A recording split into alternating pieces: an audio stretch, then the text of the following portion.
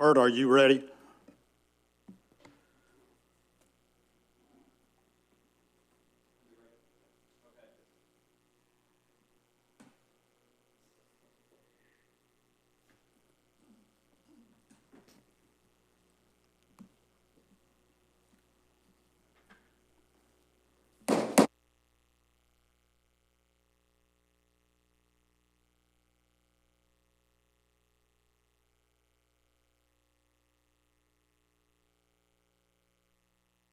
Here.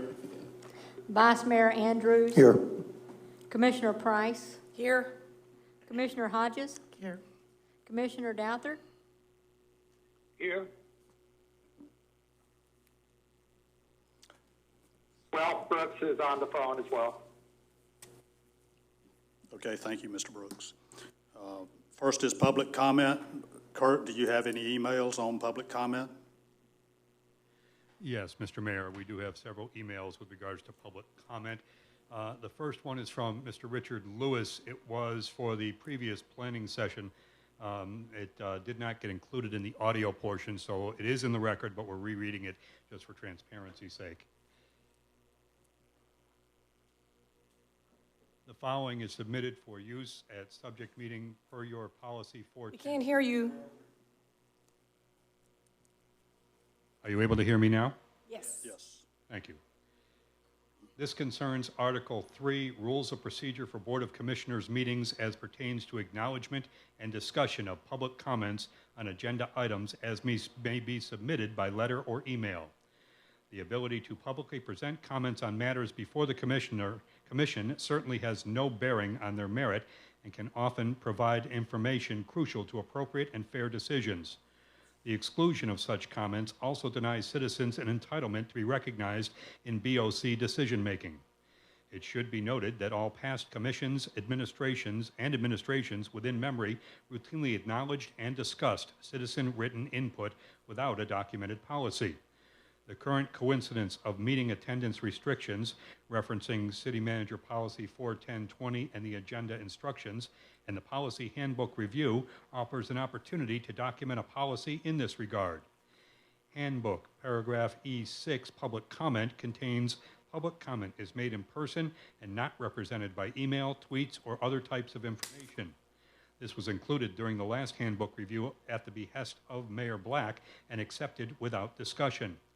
This contains questionable elements, and since this paragraph only applies to public comment, non-agenda, suggests deletion. I believe that BOC acknowledgement of public input submitted by letter or email is critical to appropriate citizen representation and BOC decisions.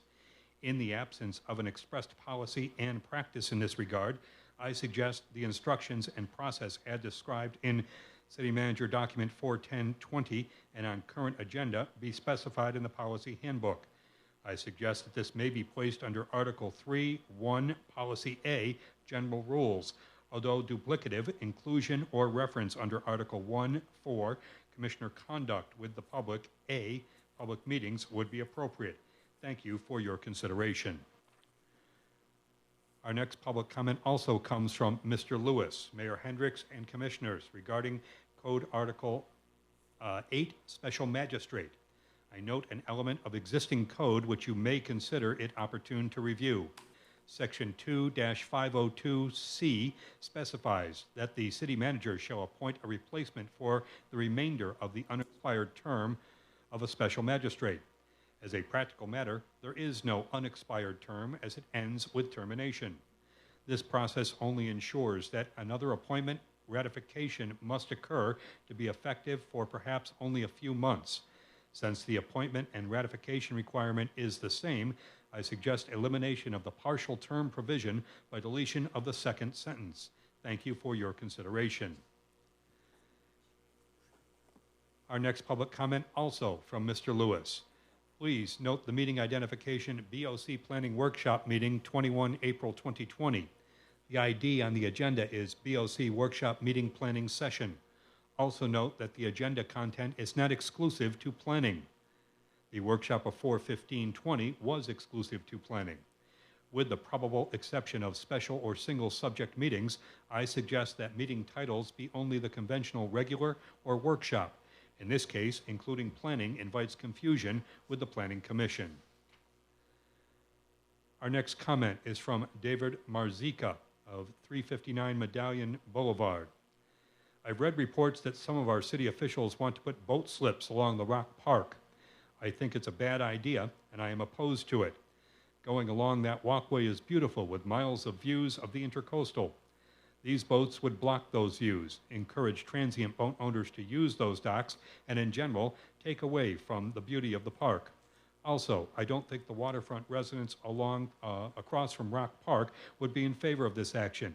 Who will monitor the slips on a daily basis? Thank you.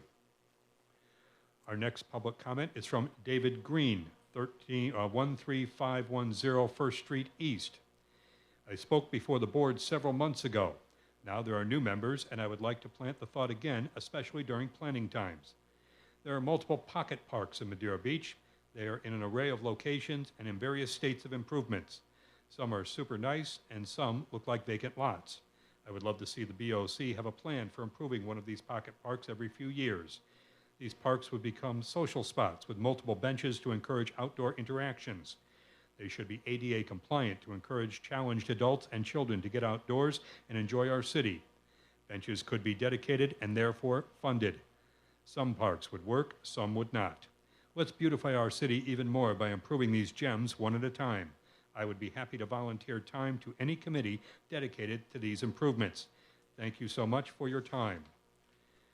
And our final public comment comes from Dawn Vest, 10814 Navajo Drive. I have lived either directly or just across the bridge for over 15 years and work at Johns Pass. This has devastated our economy and jeopardized our health, businesses, and overall way of life.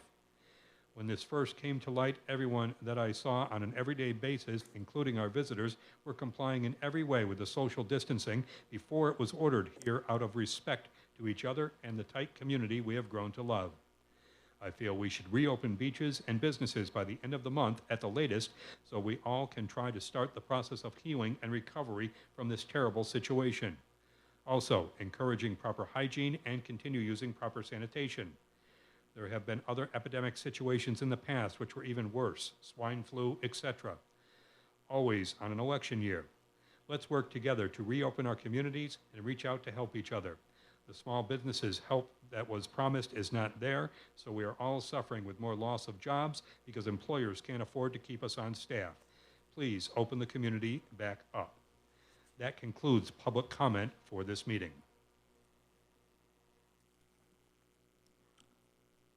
Thank you, Mr. Presser. Topics for discussion: Board of Commissioners Policy Handbook. We left off last meeting with Article 3. I think that's where we need to begin today. So, Item 1 on Policy General Rules. Does anyone have any comments on that? Or inserts that may need to be put in it? I think that first bullet point needs the second sentence. Any meeting of 2 or more commission members is prohibited with the appropriate notice, probably that should say without, the appropriate notice as specified in Florida state statutes. I think that is extremely broad. I think it's got the wrong word in there, number 2.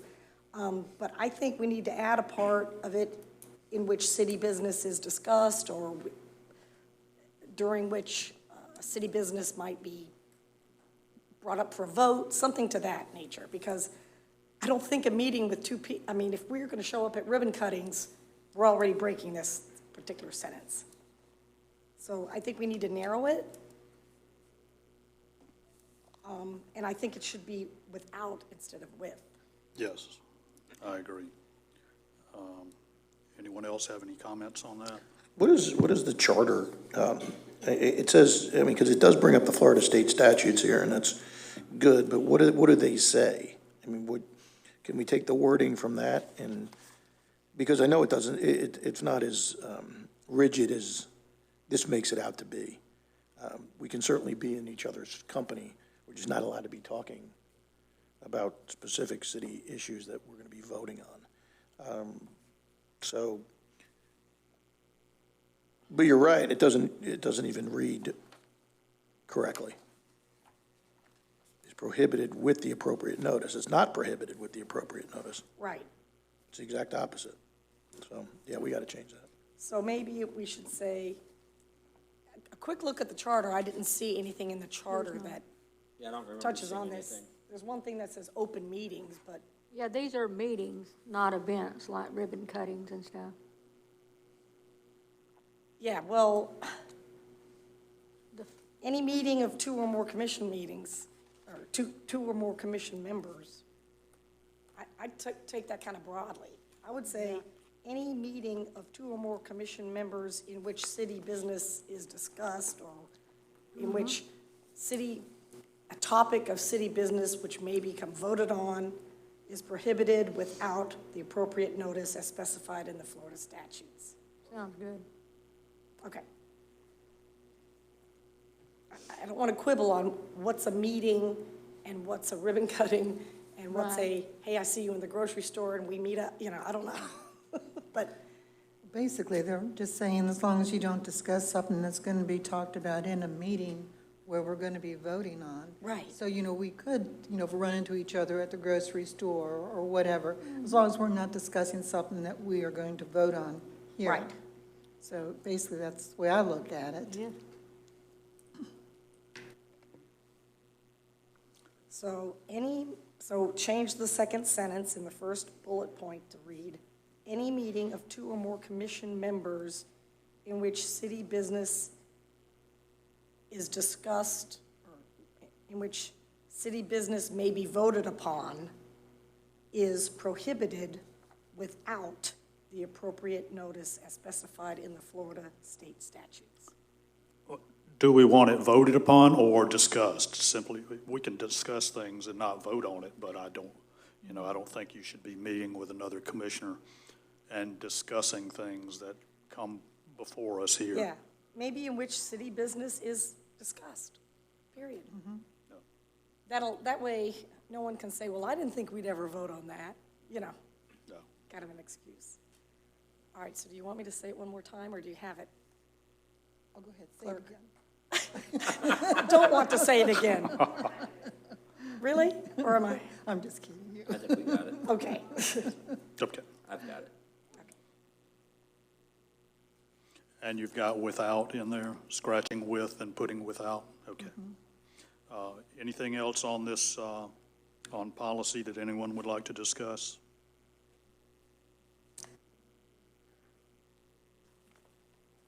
I would like to add something to the very last bullet point with city attorney. It says the city attorney or their designated substitute counsel expected to attend the meetings of the Board of Commissioners and provide guidance and opinions on question of law. I would like to see, and maybe this isn't something done at public meetings, but I would like to see a recap of any ongoing litigation that the city is engaged in. I don't know how we learn of that unless we have like a monthly meeting with our attorney. I know that's one of the exceptions to the sunshine law. I mean, Meeting with your council. yeah, Well, I was going to say, otherwise, when we have staff giving reports, that's something that should come up as a staff report from the city attorney right. as to where we I mean, stand. it is public record Yeah. if there's a lawsuit against the city. And certainly that attorney can say, we have 3 ongoing lawsuits, the blah blah suit about Yeah, just an boundaries. overview, not getting into Not specifics getting of the into case. specifics, but just you know, let, so you're let us aware know of when it. something's settled. Let us know when No. that would be my only suggestion on page 16.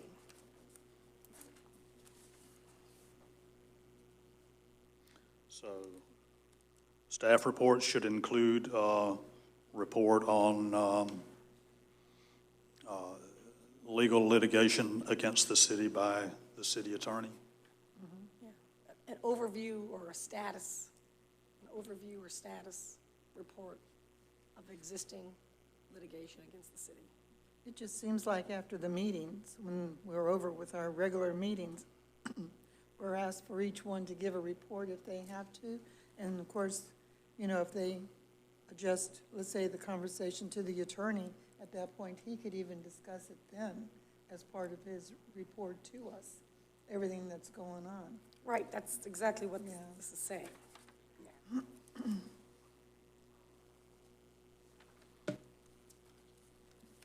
So,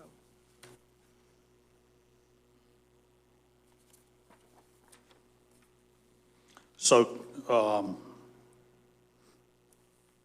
Commissioner Price, staff report by the city attorney regarding litigation, is that what we Just- need? Is that all we yeah, need? just add to the end of the sentence and give a report on any ongoing litigation Okay, or status of any ongoing litigation. That's what I put, review of existing litigation status by the city attorney. Is that, Yeah, I think his report should, or her report should Right. tell us that every month. And our citizens.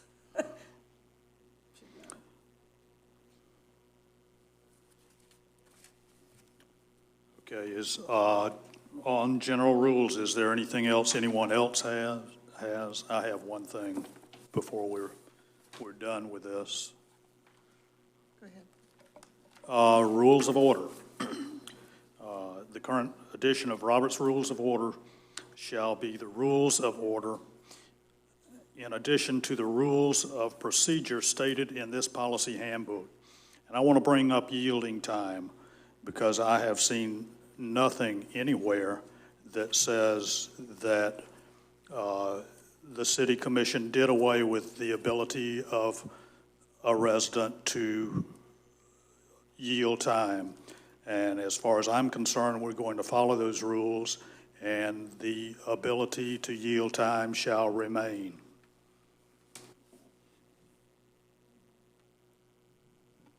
I'm completely comfortable with that, yeah.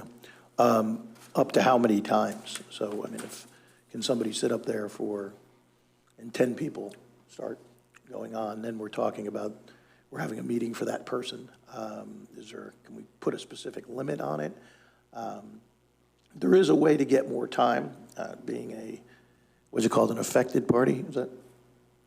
An affected party can petition, I believe through the city attorney, Ralph, correct me if I'm wrong, to ask for additional time to be able to speak to the board, because the 3 minutes probably. In a quasi-judicial hearing, you could petition for additional time as an affected party. That's for a quasi-judicial hearing. Okay, But then still, you may want to be able to yield time as the mayor is discussing. You could still do that as well. Okay, I'm just kind of, I think what the mayor's referring to is just during public comment, right? I don't think. During public comment, Okay. there have been things No, brought up. and I've seen Once or where. twice.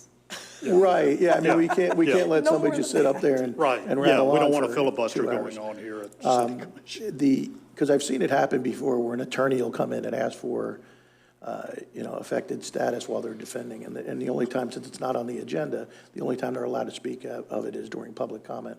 So, I think that we should make that process pretty streamlined too. Because I think, if we do have to hear something, we can't limit somebody's counsel to 3 minutes to be able to present their case to us on any particular basis. But yeah, I think maybe 2-3 times tops as far as being able to yield time would seem to be sufficient. Mr. Mayor, would you want to maybe include that in the order of the meeting and put a special note? So that would end up being on every agenda that you could yield time up to 2 or 3, whatever the commission decides. I think that's on page 19 of the document and page 25 of 28. Just a suggestion. Okay, And that way it's memorialized. Every agenda that the clerk puts out is going to have that wording right there. okay, yeah, my concern is, Well, we can If- allow it to happen. We don't have to advertise it and encourage it. I mean, Okay. in fact, 18 and on to 19, I was going to delete that completely because it is discussed further down, that was one of the duplications. I say when we talk about the 3 minutes, which is on page 20 under number 6, public comment. That's where we put a member of the audience. I know they don't have to be a citizen, but a member of the public may yield time to another person one time to finish a point or something. Yeah, my concern on that, and this is what happened that I was involved in, is that you may have someone up here that has spoken, that has expertise in a matter, but they run out of time and can't finish the point they were trying to make. So I'd like to give them the ability to do that by yielding. I mean, I'm sure you can appeal to the mayor to get more time, but in this instance, that wasn't going to happen. Right. So I do feel like people need to be able to make their point when there's a professional involved that needs to finish talking about a certain situation. You know, I'm open to suggestions on what's the best way to go about that. Now, you know, I throw myself on the mercy of this commission. Well, why don't we say you're allowed to just put a statement under public comment that says a speaker may be allowed more time if someone yields their time to him or her. And we're going to limit this to one time. I mean, because if it's on the agenda to discuss and you're an expert or the person affected or an attorney, I think if it's on the agenda, you can get up and talk about why you should be getting whatever you're requesting. Well, this is public comment too, Right. though, before. In public comment, before- let yeah. somebody yield time one time. Okay. I'm good with that, 6 minutes is a long, you know, you should be able to make a point in 6 minutes. I would think. Is everybody else good with that?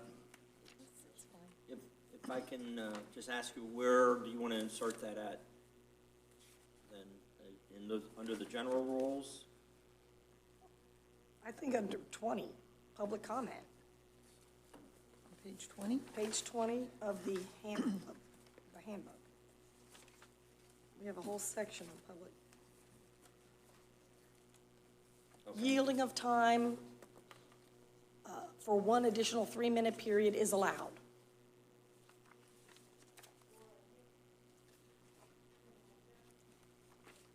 I can't hear you. Maybe and or as needed, depending on the circumstance, Well, or? yeah, no one's going to yield their time and not have anything to say, but Yeah. just say yielding. Any, It's not on my page 20, it's not on page 20 of your, not on mine. The okay, you're description is looking at the on, wrong, you're looking at the one that's been edited already, I think. the description is on page 21, under public comment. I'm looking at the one that was sent to me that we were asked to look at and edit. It looks like this. Last week. Yeah, it's the same one. So on mine, it's called page 20, but, all right, it's section 6. Right. How's that? Yes, under policy I, section 6. Mine has page 26 to 28 on the bottom. So you're looking at what was passed out today? Could be, but it's Yeah. got it here Yeah. either way. Yeah. And I have the original one, so.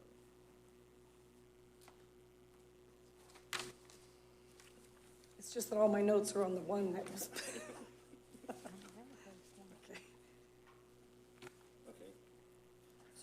So, I know what the spirit is of what you want. I'll put some language together with the clerk, and we'll have that for your consideration at the next meeting. Okay. Yeah.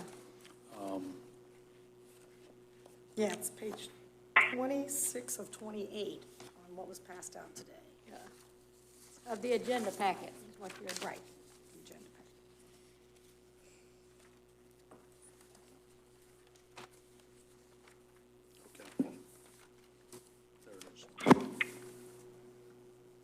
Okay. Types of meetings.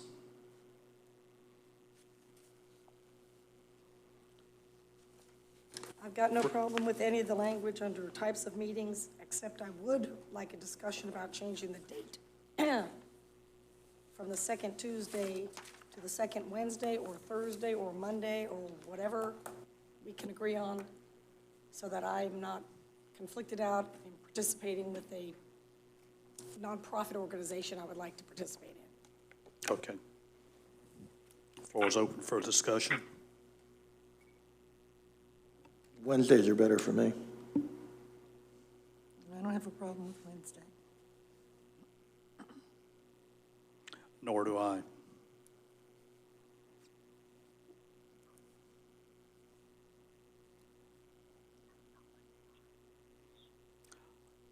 So if everyone's good with Wednesday, the second Wednesday of each month at 6 p.m.,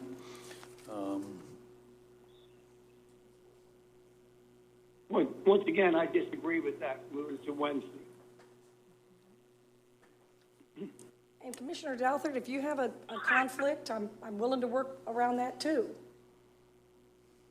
You know, I guess I look at it like, and you, Commissioner Price and Mayor Hendricks both said that, you know, you have conflict. But then, you know, looking back at the meetings in the past, for the last 3 years, Mayor Hendricks has made at least 85% or more of the meetings on Tuesday and special meetings and everything else. Commissioner Price, you've made at least, in the last year and a half, 75% of the meetings. So I don't understand why it needs to be changed. Because the rest of us want it to be changed, and because I was not able to participate in that nonprofit during that time when I was trying to learn this job, frankly. So I'd like to get back into it. And it doesn't sound like you have a conflict with Wednesday, and the rules are specifically allow us to discuss and change the days or the times or anything. This, I can't do one.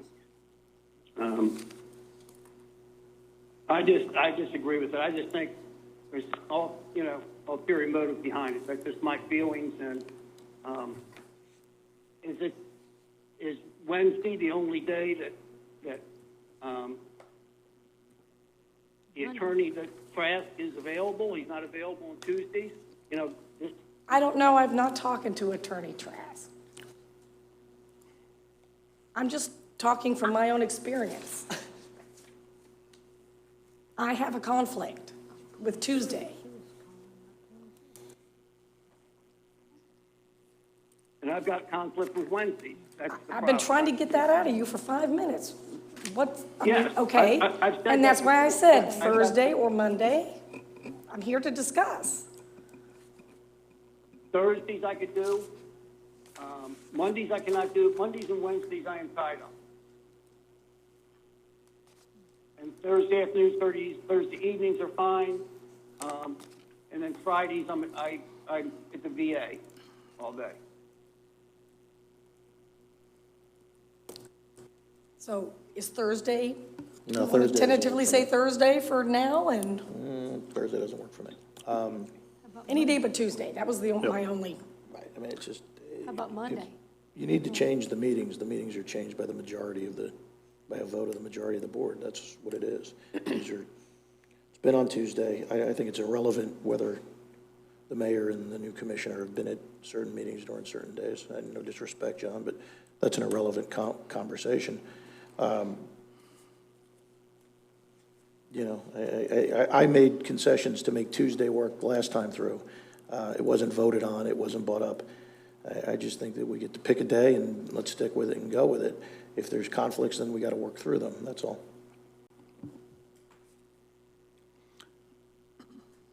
I'm fine with Wednesday. I would prefer Wednesday to Thursday. That's for sure. City manager, is this something we should take a vote on, or? Well, I think you're going to be voting on the whole document when it's done. I wasn't here the last time this occurred Madam Clerk, Gets voted on in June at a regular meeting. You just can't vote in a workshop. the whole document, Okay. correct? So we can just have a consensus to put that on there for Wednesday? Yes, sir. Well, I say yes. I say yes. Yes? And I'll check too, because to see if that has to be adopted by ordinance. I'll check the charter and all. Okay.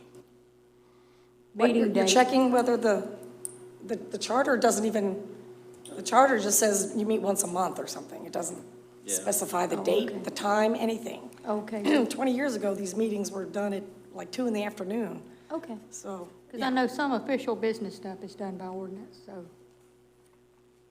Yeah, we need to keep it to where each different commission can do what they want to on it, really. Sure.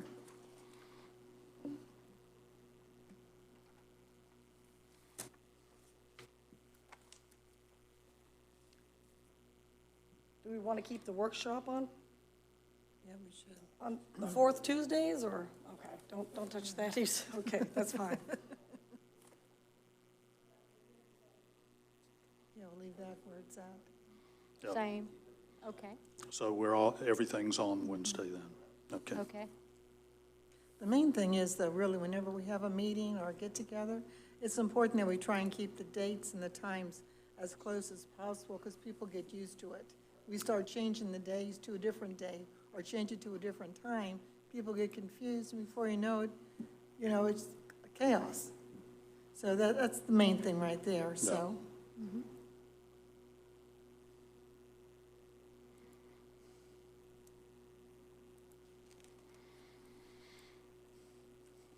Special meetings, there's one point in here, towards the end of the first sentence, notice in writing to each member and the public. I would say that can be by electronic methods at this point. Maybe we need to change that rather than saying in writing. I do have one question here before we go any further there for the special meetings. It says that it's called by the mayor or by the majority of the commission. How do we get the majority of the commission to make a decision to call a special meeting unless we do it at a regular meeting?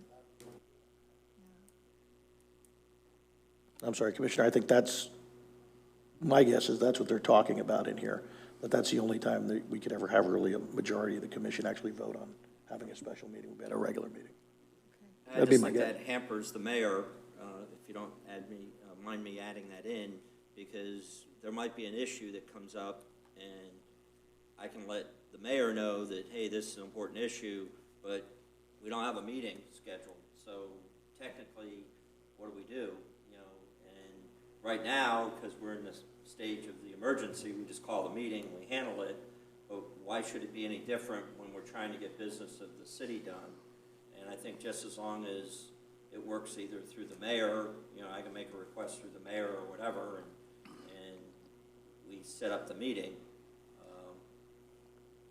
But again, this is your handbook. I'm just throwing that out to you. We could have a grant opportunity come up, or something that's very last minute. Well, if we're between meetings, and I think that there's an issue that needs to have a meeting, wouldn't I call you, city manager, and ask you? I don't have the power though. No. Wouldn't I call you and say, hey, I think this is important, can you poll? I can't. You can't. I can't poll and Well, then then- give that violates the sunshine law. So, obviously. No, not poll them on the issue, poll them on, should we have a meeting day after tomorrow on this late breaking news? But you all can't vote on it, even by polling. It's a form of, and we Okay, can ask okay. Ralph, but I think that's a form of voting really outside the sunshine. And I think it's just, the system that I've had in other jurisdictions, one is the manager or the mayor has had that power, and believe me, I'm not pushing for having the power to call a meeting, but I have had it in other jurisdictions where the manager making the request of the mayor and giving the mayor the authority to call a special meeting if there's one that needs to be called. And if the commission then has a problem with that, they can take it up with the mayor. You know, but we're trying to move the city forward and trying to get things done. And then we do poll just to make sure you're available for that particular date and time. That's what I'm talking about. That we can do. That's what I'm talking about. Just making sure your availability, not whether you're having the meeting or not, because that's got to be up to. I think this sentence gives the city manager the right to call a meeting and the mayor to call a meeting. Yeah. And then a if we majority of want the a meeting commission. as So the only time the commissioners- majority of the commission could actually call a meeting is during a meeting. That's But fine. the other side, anything on the outside of that, the mayor has the right, and so does the city manager have the right, as long as we give appropriate notice. Yeah, That's how I read it. I don't think that's bad. I think that's fine. No, I think that's good the way it's Yeah. written. I think, just to answer Commissioner Hodges' question, I think that would be the only situation where it would be by the majority of the board, would be at a regular meeting. We could say, oh, okay, well, we can't discuss this now. I'm not really sure what situation that would be, but that would be the only time we could ever actually vote on something for the majority, okay? Yeah. Other than that, I think leaving it in the hands of the mayor and the city managers is the appropriate thing to do. Now, I was one of the charter amendments. This one hasn't been to the Charter Review Committee, but I was doing, one of the charter amendments that I was proposing to the board in May was going to include, because in the city charter, it says the mayor can call with the majority of the board, the commissioners. And we can fix that if you want to and propose it to the voters, changing that language, adding the city manager. Or in case of emergency, the city manager calls, or what we, but I'll bring that and y'all can work on it in May. So, What are you saying? Are you saying that this language in here is different than our charter? Yes, Got so it. this is a conflict in the charter Yes. right Correct. now. Well, charter rules. Okay, so the charter rules, so, Yeah, so, so let's fix it. so city manager needs to be stricken on here. That Yeah. can be a charter amendment if we feel strongly about it later. now, it says with the majority, so that could be at a workshop with a consensus, or at a regular meeting with a vote. Right. Okay. Okay, going on down on that, notice in writing to each member and the public.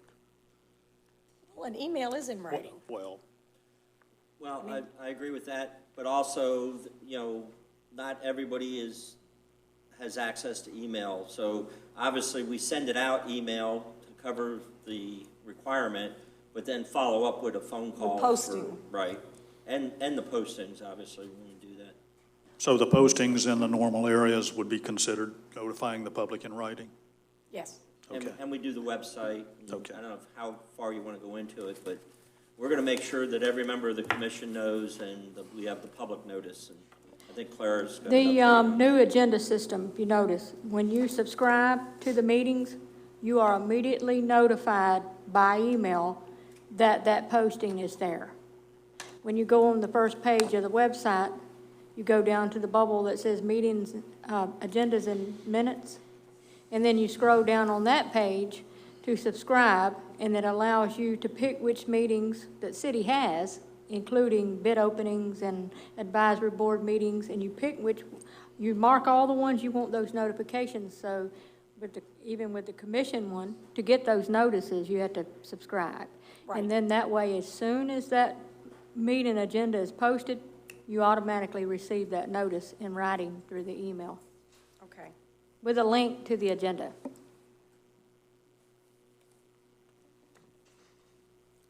Okay, workshop meetings. I know we have said the fourth Wednesday of each month.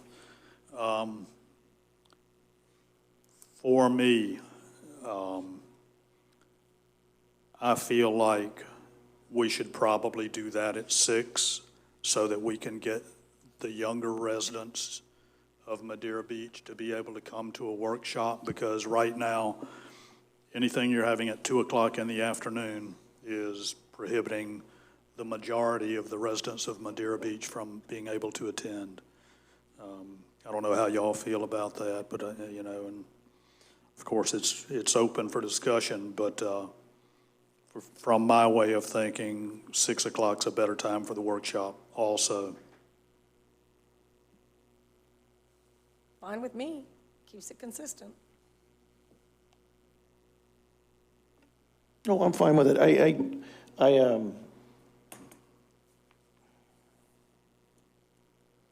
The only thing if that is the concern, Mr. Mayor, and it is a concern, I'm not downplaying it. The suggestion would be maybe then to move, I think the workshop can be whatever time we really want the workshop to be. I think that's something that was never, the work's not even in the charter, right? We don't even have anything about the work. The workshop's kind of something that has been just happening in the last 10 years or so, I'd say, right? So I think we can be flexible on that. If we really want to, if our goal is to get more people here and interested, and younger people that have, 6 o'clock doesn't do anything for them. You'd have to kind of push it back to 7 o'clock, let's say. Now, that puts a burden on us if we have a 4-hour meeting, which I'm hoping we don't continue to have. Now we're getting late into the evening. So that's just my food for thought on it. I mean, I got no problem either way. The later in the day is better for me. But I think the reason why you have the workshops earlier in the day, it gives us a better chance to have staff here. I'm not a big proponent on having, and I think we'll talk about this at another time, but having staff here for every meeting. Staff doesn't have to be, we want staff to be working. They shouldn't be sitting through every one of our meetings unless they have an agenda item that they need to discuss. I don't know when that came into vogue. I think that's a terrible idea. Let them go run their departments. If we need them for something, we bring them in. Workshops are a little different. They're on the clock already. And it's more of a discussion period of time where I think it's good to be able to have the marina director or the rec director or anybody to be able to sit up here and talk to us about what's going on, where we're not really voting on something, we're just having more of a discussion. I'm sorry, I jumped all around there, but whatever you guys want to do, I'm perfectly okay with either way as far as times. Well, years ago, they didn't have all of staff in there. In fact, it was done in a room that was so small. There were maybe 10 seats at the table, and then some people were lined around the walls, but I don't think we need to have all of staff here every time we have a meeting, just the ones that we require for whatever we're going to discuss. We might even be able to do, on the day that we're going to do that, have them come in a little bit later in the day and just stay over for the workshop. It's a thought, anyhow. The workshops are mainly just planning sessions, and then whatever's derived from the workshop comes to the regular meeting at 6 for votes. Yeah. And public comment, of course, they can still do it at workshop. We have different types of workshops. We'll be getting into the budget season where there's several. Yeah, and we just may need input from staff on certain things that we're going to discuss at the workshop. That was my concern, that we may need them here for that. So maybe they start the day at 10 in the morning instead of 8 in the morning that day, if they're going to be called. If I may, generally what I have, my policy with our department heads is the day of a meeting, they're here through the consent agenda unless they have an issue that has to come up. Number one, there's presentations that are made that I think it's important that we show that the staff's behind those presentations that are being made. There's also an opportunity where the residents might want to meet with a department head, and they have that opportunity to be here. So generally, if it's something that they have on the agenda, then they'll stay, and the rest are automatically excused. And like you said, on the days that you have workshops, I have no problem with flexing their hours, and if they want to come in later the next day or come in later that day, whatever works for them, I can work with staff on.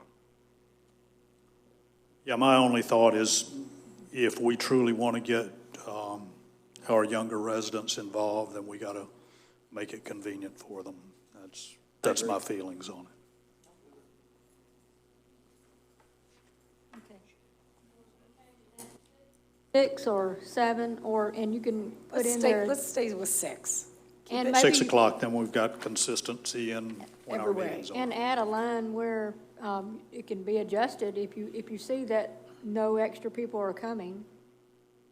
You know, after a few months, you know, you can adjust your time anytime. Well, we have the power to do that anyway, right? Sure. Yeah, So this is just the handbook, a guide. Okay. right. Yep. Because I don't mind coming in the afternoon of the next day if we go to midnight. Because, you know, our workshops go 4 and 5 hours, right? Yeah. You Just, know- if I may, Mr. Mayor, too, on the workshops themselves, kind of the way that they were being operated, and obviously you can do with what, you know, set them up the way that you'd like. But when we did the workshops, generally the items that you had coming before you at the next meeting would be at the workshop. So somebody said it was a requirement.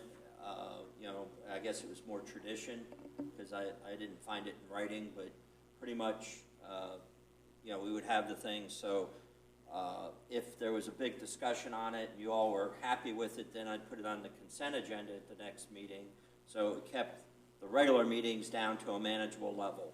But sometimes it does get, you know, if you give me the flexibility to kind of look at where we're at and what we have to vote on within a certain time frame, instead of having 11 items for the workshop meeting and being here 3 or 4 hours on an evening, you know, let me manage it a little bit, or, you know, with your advice, obviously, but just trying to keep it more of a low amount, small amount, I guess is. What's your feelings on that? Well, yeah, I agree, but I think at the workshops where we need to have the hard questions asked Oh, by sure. the residents and all, and we hammer things out at the workshop to where when we get to a BOC meeting, we're not here for 4 or 5 hours. Right. We pretty much know what we want to do by the time we get to the workshop, and I agree. we vote it up or we vote it down at that point.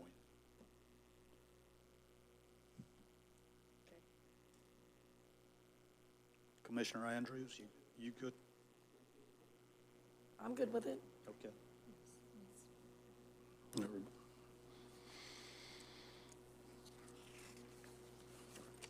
Okay, so we're changing workshop meetings to the 4th Wednesday of each month at 6 p.m.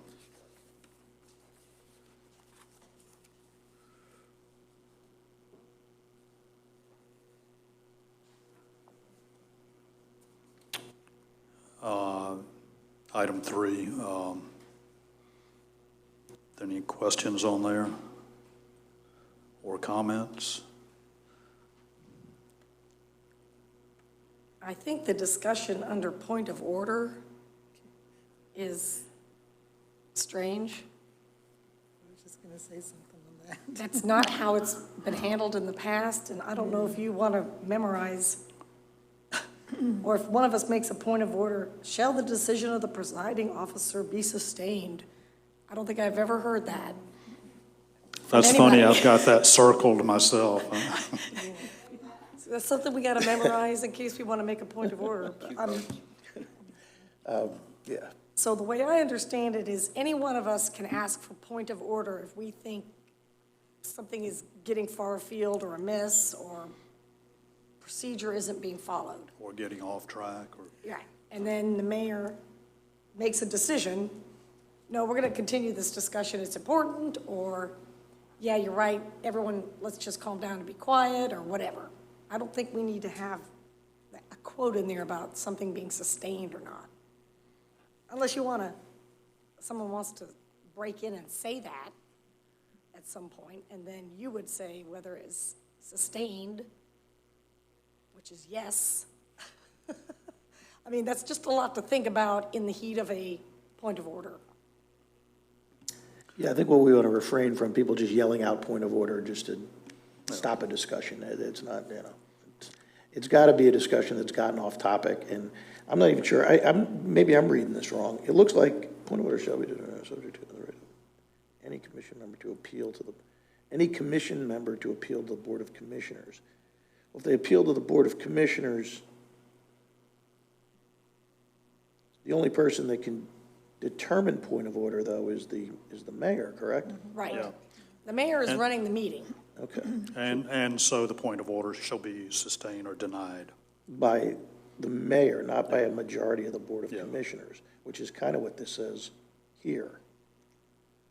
So if you want to argue with the mayor. Oh, I get go it. So if to the an mayor appeal- does, okay, I got it. Okay. wanna say- It's good by me. Yeah, I'd take Yeah. out the shall the decision of the presiding officer be sustained.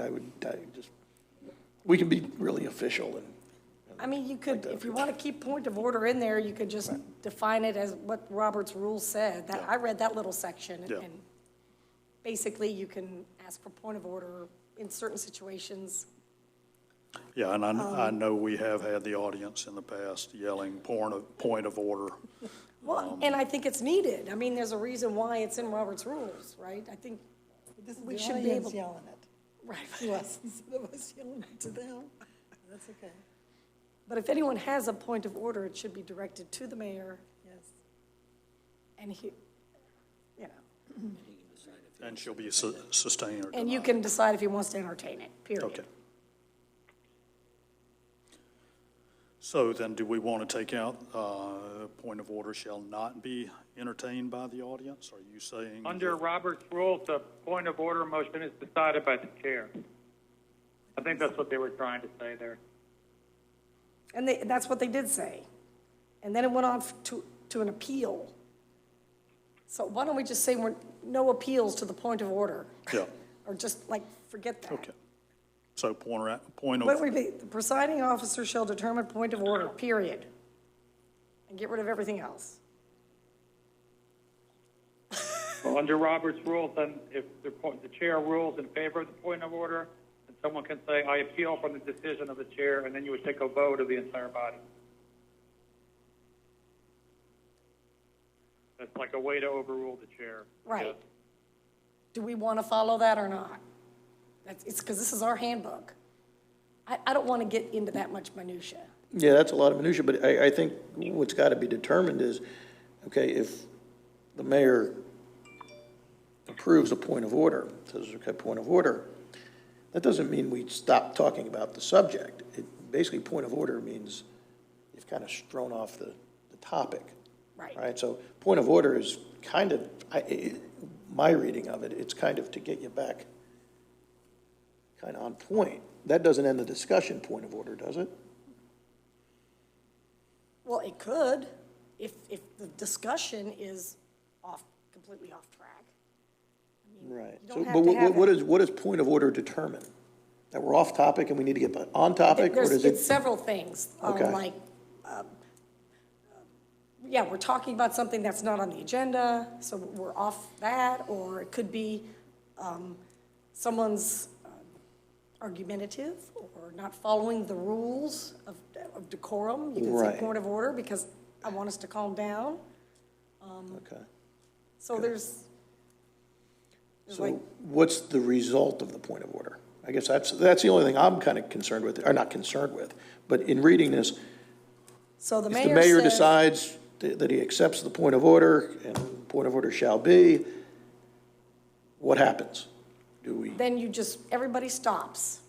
And Okay. then the mayor will say, we're going to continue this, we're going to put it on the agenda for next month, or workshop, or let's get back to the question at hand here. Okay, well, I that's mean, what I need to, he's so he the gets to mayor. determine what, Yeah. okay, that's fine.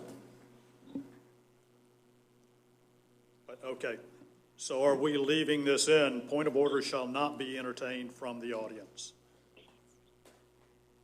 Where's that? We're leaving that in? That's the That's the very last last sentence. sentence. Yes, we're leaving that in. Good, okay. So, yeah, we don't want the audience members, they're not running the meeting. I didn't see in this handbook or the charter where you have to follow Robert's Rules of Order, but you can Well, that's what I'm set your- saying, right. I mean, typically you would. Maybe at one time apparently they had it in the handbook to follow it because it's no longer in there. Somewhere down the line, they moved it, changed it, and left some of the stuff in there. I think it's on page 17, the third bullet item from the top. Oh, okay. It says the current edition of Robert's Rules of Order shall be the rules of order in addition to the rules of procedure stated in this policy handbook. Wow, I guess it is in there then. I did my homework. That's a book we all had to Okay, get are we used done to. with point of order? We're just gonna Yes. keep the first Yep. half sentence and then Is that keep the the last sentence in? Okay. Yes. So if any appeal is taken, the question shall be sustained or denied. Is that the way That's out. okay. No, sustained or denied is in, right? The rest of that. I Shall be was the. gonna limit it to point of order. Presiding officer shall determine point of order. Point of order shall not be entertained from the audience, period. 2 sentences. And not discuss this appeal process. Even though the rules say, or even though the handbook says we'll follow Robert's rules, I don't think we want to encourage appealing a point of order decision by the mayor. But you still want the, But you can still, well, you still want I to. can still make a point of order, Yeah, and obviously you can. And, yeah, and it still needs to be sustained, you still need an answer on the point of order. Well, everyone's going to know why somebody is asking for a point of order. Well, my point is it sustained or denied, that's all. Do we need that in there? Because if you In the strike record. all of that, then you don't have that in there. It's just kind of ending. If I'm Right. wrong, What, I think the easiest way, and I think the way that I've seen it happen is, if I think we're getting off topic, or we're talking about something not on the agenda or inappropriate, I will say point of order, and then you could say point of order with your gavel, and that says yes, or you could look at me and say, no, we need to discuss this further because blah, blah, blah, blah, blah, you know. So you are in fact making the decision whether we're going to end the discussion or we're going to go on with the discussion. Well, yeah, I get But I that, didn't but want to I'm- force you to use certain words or me have to say, shall the decision of the presiding officer be sustained? I didn't want- well, I don't have to, the presiding officer does not have to say sustained or denied. I mean, Right, we're all- you can say, but- yes, I agree, but- point but of order. in language for the book, does it basically need? No, that's what I'm saying. I don't think we want to Okay. get into that much minutia. I think the quotation is what needs to go. How you say it is up to you. Right. Okay. Yeah. But, yeah, the presiding officer shall determine point of order, period. You can do that by slamming your own point of order. You can say, I agree with you, everyone, let's table this for now. Or you can say, no, we need to talk about this, it's important. Or Okay. So we want to scratch all Then remove it all and leave that point of order shall not be entertained by the audience. You wanted that in there? we want that in there. Yes, okay. Sound-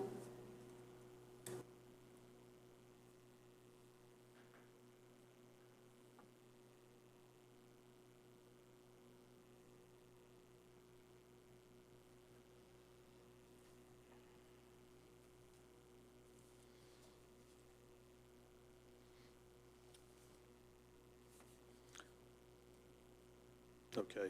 Are we okay through the rest of that? Through the rest of number 3? Actually, I have a question on recognition of commission members wishing to speak. How am I supposed to let you know I want to talk about something without you calling roll every time? Because we don't do that. Do I kind of go like that, or do I just jump in? Yeah, I don't know that I've seen a problem with that. We usually just have like a pause, and you can step in at that point and say Okay. something if you need to. So you don't have to recognize me. I can just come in a pause. Always good to just say something, Mr. Mayor, if I may. Yeah. You know, something like that. Okay. Yeah, that's usually what I do. And usually they'll see you go over to flip your mic on, and that's a kind of a hint that you want to say something. I keep mine on. It's just easier.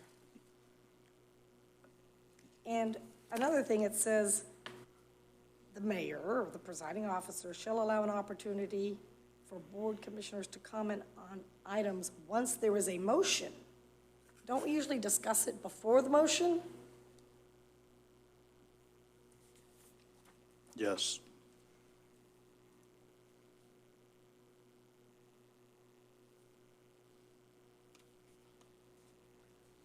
That's the only thing, I mean, typically we, meaning the commission, that I've observed, kind of hash it out a little bit or say their piece, and then someone makes a motion.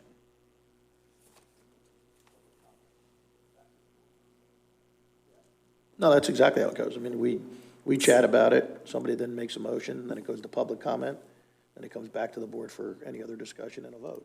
I mean, Yeah. that's what we've been doing all along. I mean, So let's not put, so Clara, put that all together, what I just said.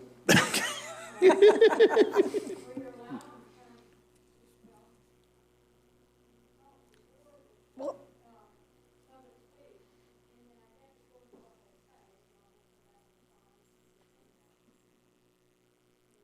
we're gonna be talking before it hits a motion, so I say we just change that first sentence. The presiding officer shall allow an opportunity for Board of Commissioners to comment on items, but shall not solicit comment from each member on every item. But we'll recognize just leave out that once there is a motion. That would clean that up. Yep, okay. That's good for me. All right.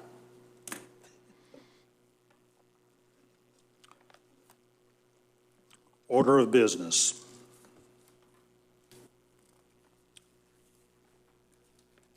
For regular BOC meetings. It's talked about in length in number 5, so I don't know why we have a list, and then in number 5, we have the list again with, I mean, it's just me being non-repetitious, but I don't mind if number 4 stays in there. The other thing I was going to suggest, and I think as you saw the agenda from our meeting this month, there's items that we don't have, but they show up on the printed agenda because we've always done it that way.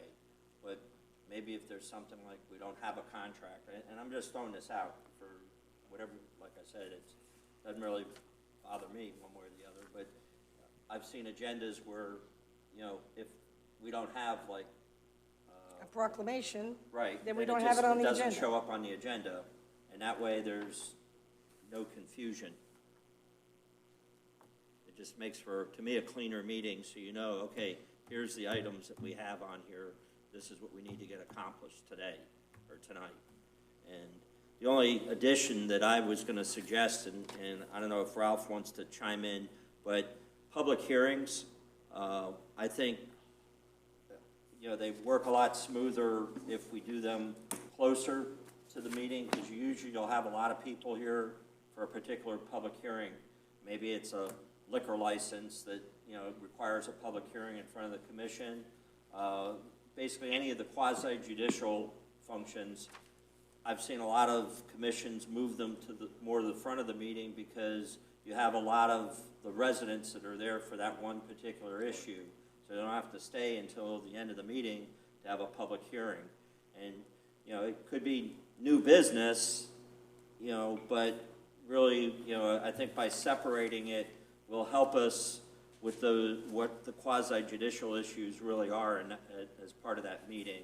And by moving it to the front, it helps facilitate our residents that want to go home instead of sitting here through the whole thing. Or if there's maybe outside counsel or somebody else that we're paying to be here, it cuts down on the number of hours that we have to have them here. Ralph, did you have a comment on that? I agree with you, Mr. Daniels. I do too. Bob, are you saying after the ceremonial, we have a section for presentations, like when the auditor comes and all that, he's already at the front anyway. Just add an item, public hearing before, because they're going to approve the agenda and everything, all that goes through, and just put old business and new business first, and then list consent agenda afterwards? No, it would follow, you'd go through and you'd have all your comments up through 7, And then instead of starting with unfinished business, you'd have public hearings. Okay. Because theoretically, the consent agenda, if, we will have discussed most of that at the workshop, and if there's something that a commissioner wants pulled, that's going to go back to either new business or old business, and then you just move on.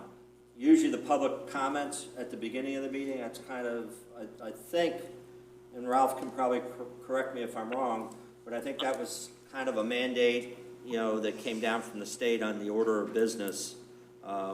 And because it's kind of been that way everywhere I've been. They open, after they do the meeting, they do the presentations, and they do public comment. And I think by putting it right after the public comment and have a heading for public hearings, and it might not show up on every agenda if we have the flexibility, but at least that way okay, that's something that's quasi-judicial, it stands out, and we can also get the people in and out relatively easy. I like that. Okay. And if we don't have any proclamations, we don't put them on the agenda. If we don't yeah, have they're any just- public they're hearings, just we not don't there. put them on the Yeah. agenda. But the items stay there, correct? Present, the format of the No. agenda? No, that's what we're saying. We're gonna take it out. Wow, okay. 'Cause I mean, that's that was a- my first question to you. Unless you have a number there and just have none on it, and we skip by it when we're. Well, reading. the Or way say the- none. way- Yeah, that's even a, way the better. agenda program is set up, it's automatic. We would have to go in and manually change everything. well, go in there manually, And say change. none, so that we know we're gonna Can be you put none skipping in? right over that. Okay, just none, course you just, can. we're leaving Just- the item then, we're yeah. leaving the category, that's what I'm asking. Yeah. If it's Leaving easier the for you to leave the category. If it's category, that's fine, but just Yeah. put You none. can't delete a just put none in category, it. then, Correct. now, can you add a category under number 6? I can add categories. All right. And I can remove categories in the basic format of it. Remove, Well, we don't remove want them things if you, if removed there's something in forever, here but to be removed and added, I can do that. We go in and then it'll reprint it itself each time. And then, so I've seen where for somehow proclamation have come, they'll present one that came 1 hour before, so from here on out, we're just gonna let them know. I don't know where they come from, but Right. then all of a sudden, somebody shows up and they wanna do a presentation, like donating a check or something, we just tell them no. They just come back, or, Pretty much, because, yeah, the because we don't need agenda- people running up to City Hall an hour before a meeting and trying to squeeze in. and the right, I agenda- mean, that's not us that does that. I don't know Right. who allows that or Depends on how whatever, big the so check that's- is. That's what I was going to say. And who it's made out to. Yeah, if it's a check to the city, then they're going to the very front of the line. And then we also, when we're donating public dollars from events and stuff, the city presents the check at a regular meeting here. Right, and we know in advance when we're doing that. Correct. And just for the commission's benefit, I try to get you that agenda a week prior to it, so you have time to go through it. When I first got here, they were coming out on the weekends, and I know we've had a couple hitches with what's been going on with the virus and everything else, so, but generally, you'll have it at least a week beforehand, and sometimes a little bit earlier than that. So there's an opportunity, you have the agenda, you'll have an opportunity to do your homework with it. By the same token, if somebody has something that they want to give us money, then we just do it the following month. The agenda's already published, and we do it the following month. If there's an issue time-wise or something, I guess I can get with the mayor and say, hey, we had this, it's not going to be on the agenda, bring it but up. I'll introduce it or something. And there's other ways of getting the issue handled if we have to. I agree with that, because it's always Okay. confusing, because everything changes. All of a sudden, the whole meeting gets changed once it gets started. And I said, well, I didn't know they would come in, or, Right. it, And then, and I guess it's up to y'all too. I don't know if you want to put a limit on presentations. If the presentations get lengthy, those are ones that you could have at the workshop meeting. Yeah. You don't want to get bogged down by having a long presentation. Yeah, I actually have that circled, It depends on the 5.2. presentation, yeah. It says speaker presentation shall be limited to 15 minutes. My suggestion is, let's limit it to 10 unless, and with a comma, unless previously approved by the city manager. Because some people are gonna need a little longer. Some people need 3 minutes and they're up there for 15 and nobody stops them anyway. So I think we need to put a clock on this because that's, you know, I guess I was an undiagnosed ADHD kid when I was a kid because once they're by 3 or 4 minutes, I'm about gone. I sit there and stare at the thing and just kind of start doodling. So let's keep these presentations short because a lot of them are, you know, more fluff than what they're worth. Say what you want to say. Let's get moving on and we vote on, because we're not even voting on these presentations. I mean, Right. they're just information purposes. So let's make them quick, to the point, and let's get them on their way. So on section 5.2, on page 26. Yeah, I mean, change that this is up just to- my I suggestion. agree. Limit it to 10 minutes unless otherwise approved by the city manager. Okay.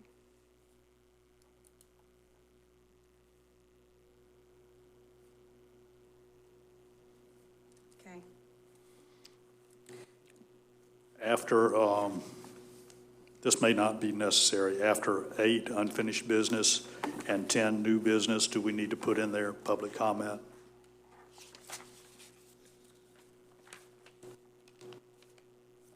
No, because isn't there That's public comment automatic. on every item under new business? Okay, That's automatic. that's just a given. That's kind of automatic, That's a yeah. given, okay. This is kind of just an Yeah. outline. The other thing I just wanted to bring up, the comment card section, do we still need comment cards? I've never really seen anybody fill them out, or, I mean, they're not mandatory, you know, people just kind If of they're come up not and, mandatory, I don't even know why we have them. I don't even know why we have I them, don't you're correct, know. there's what I I've was never getting had at. them to fill them out unless we were doing a charter amendment forum or something like that. Other than that, they don't Well, use we're gonna them. have situations where it's a real heated, That might be the topic. time. What are That you might be stirring the time. up? and maybe, and maybe, and no, I've seen comment cards used at that point. Right. Because they didn't want people coming up here. Yeah. It wasn't, the decorum wasn't there, because people were so passionate about stuff, so, But before we get that far, okay. 5.1 proclamations, can we put in there to be read in full and presented by the mayor or city clerk? Because if there's a big, long presentation, honestly, I'd rather see the city clerk just read it into the record. My chair, no, No, that's fine. I don't And mind going and I out may there. do it too, or whoever's I don't mind doing sitting that. here, but Yes, I don't mind. I'll add, or city clerk. And I always try to get pictures because, you know, even if we don't get them published anywhere, at least we have them in an archive. And, you know, if we do something like a booklet or something, we can use those pictures and be very helpful. Absolutely. yeah, and that way, if it's being presented, then Clara can read that into the meeting. Already reading the I was resolutions trying to and make the those ordinance. proclamations short and sweet. Yeah, I read some of them, and I'm like, oh my gracious. Yeah, we don't need all the legalese on those things. presentations, did we change that to what, 10 minutes, Doug? 10 minutes unless otherwise approved by city manager.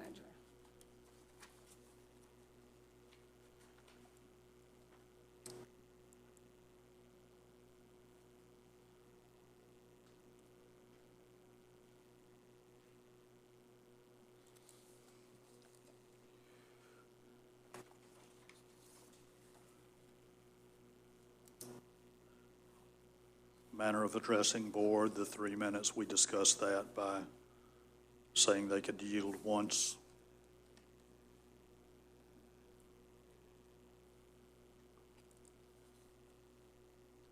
Comment cards, do we want to just go ahead and delete those, that section? I say comment cards may be completed. I mean, I don't think we want to throw out the use of comment cards.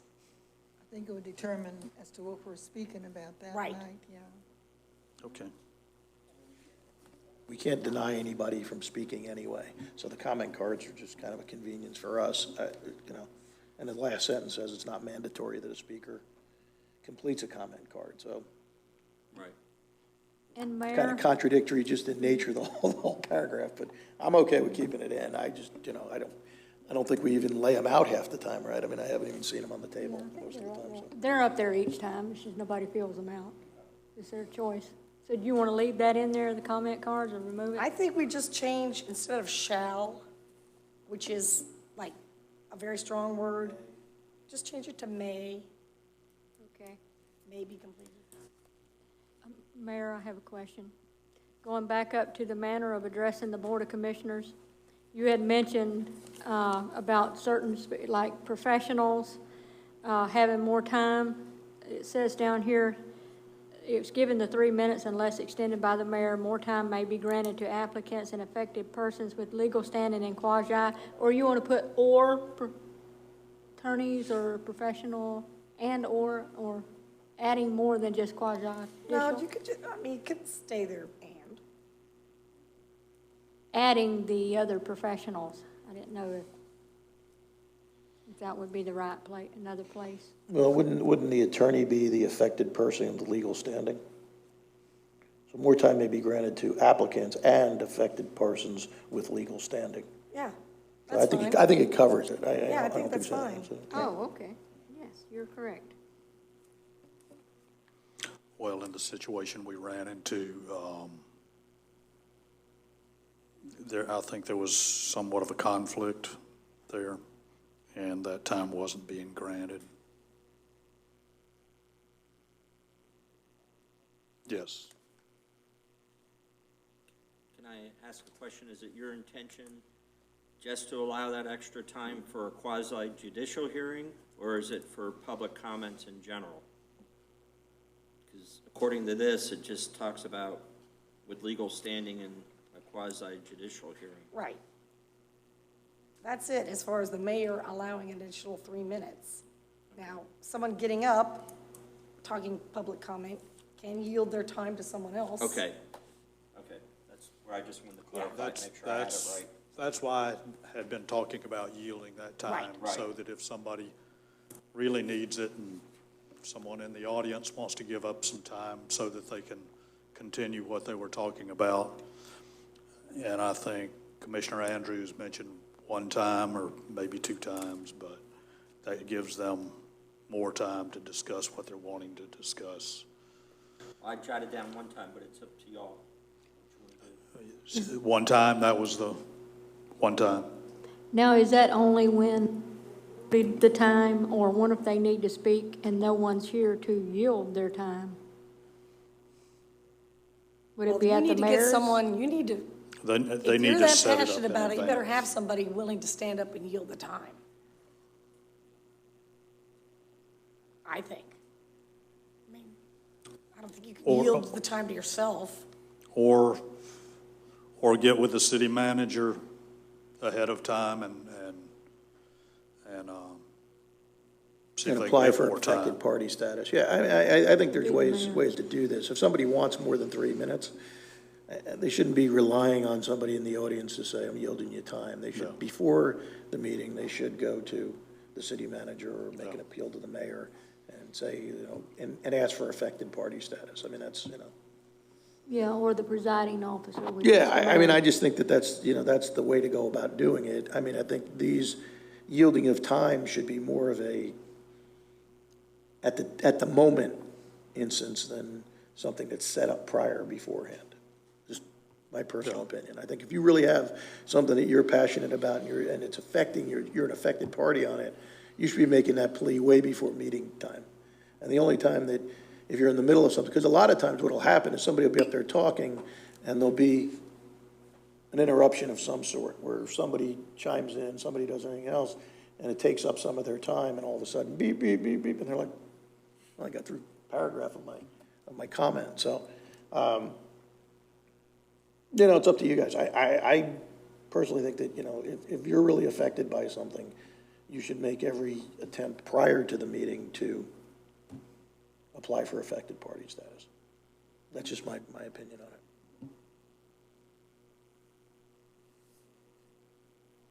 Okay, I'm good with that. Agreed. And Mr. Mayor, we'll let you decide if somebody's an affected party. That seems a pretty broad. I've certainly seen it done before.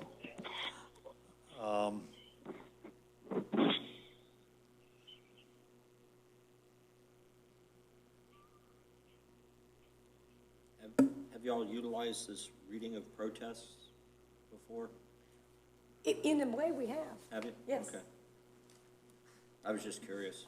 I saw it in here. Yeah. I always wondered about it. I mean, no one stood up and said, I'm going to continue under this scheme, but we've had condominiums come up, and everyone there is represented by two gentlemen usually that do something in their, and talk on their behalf.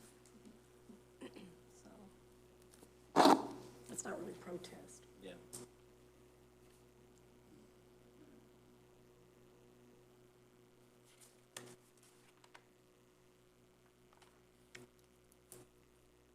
I've got nothing more for that section.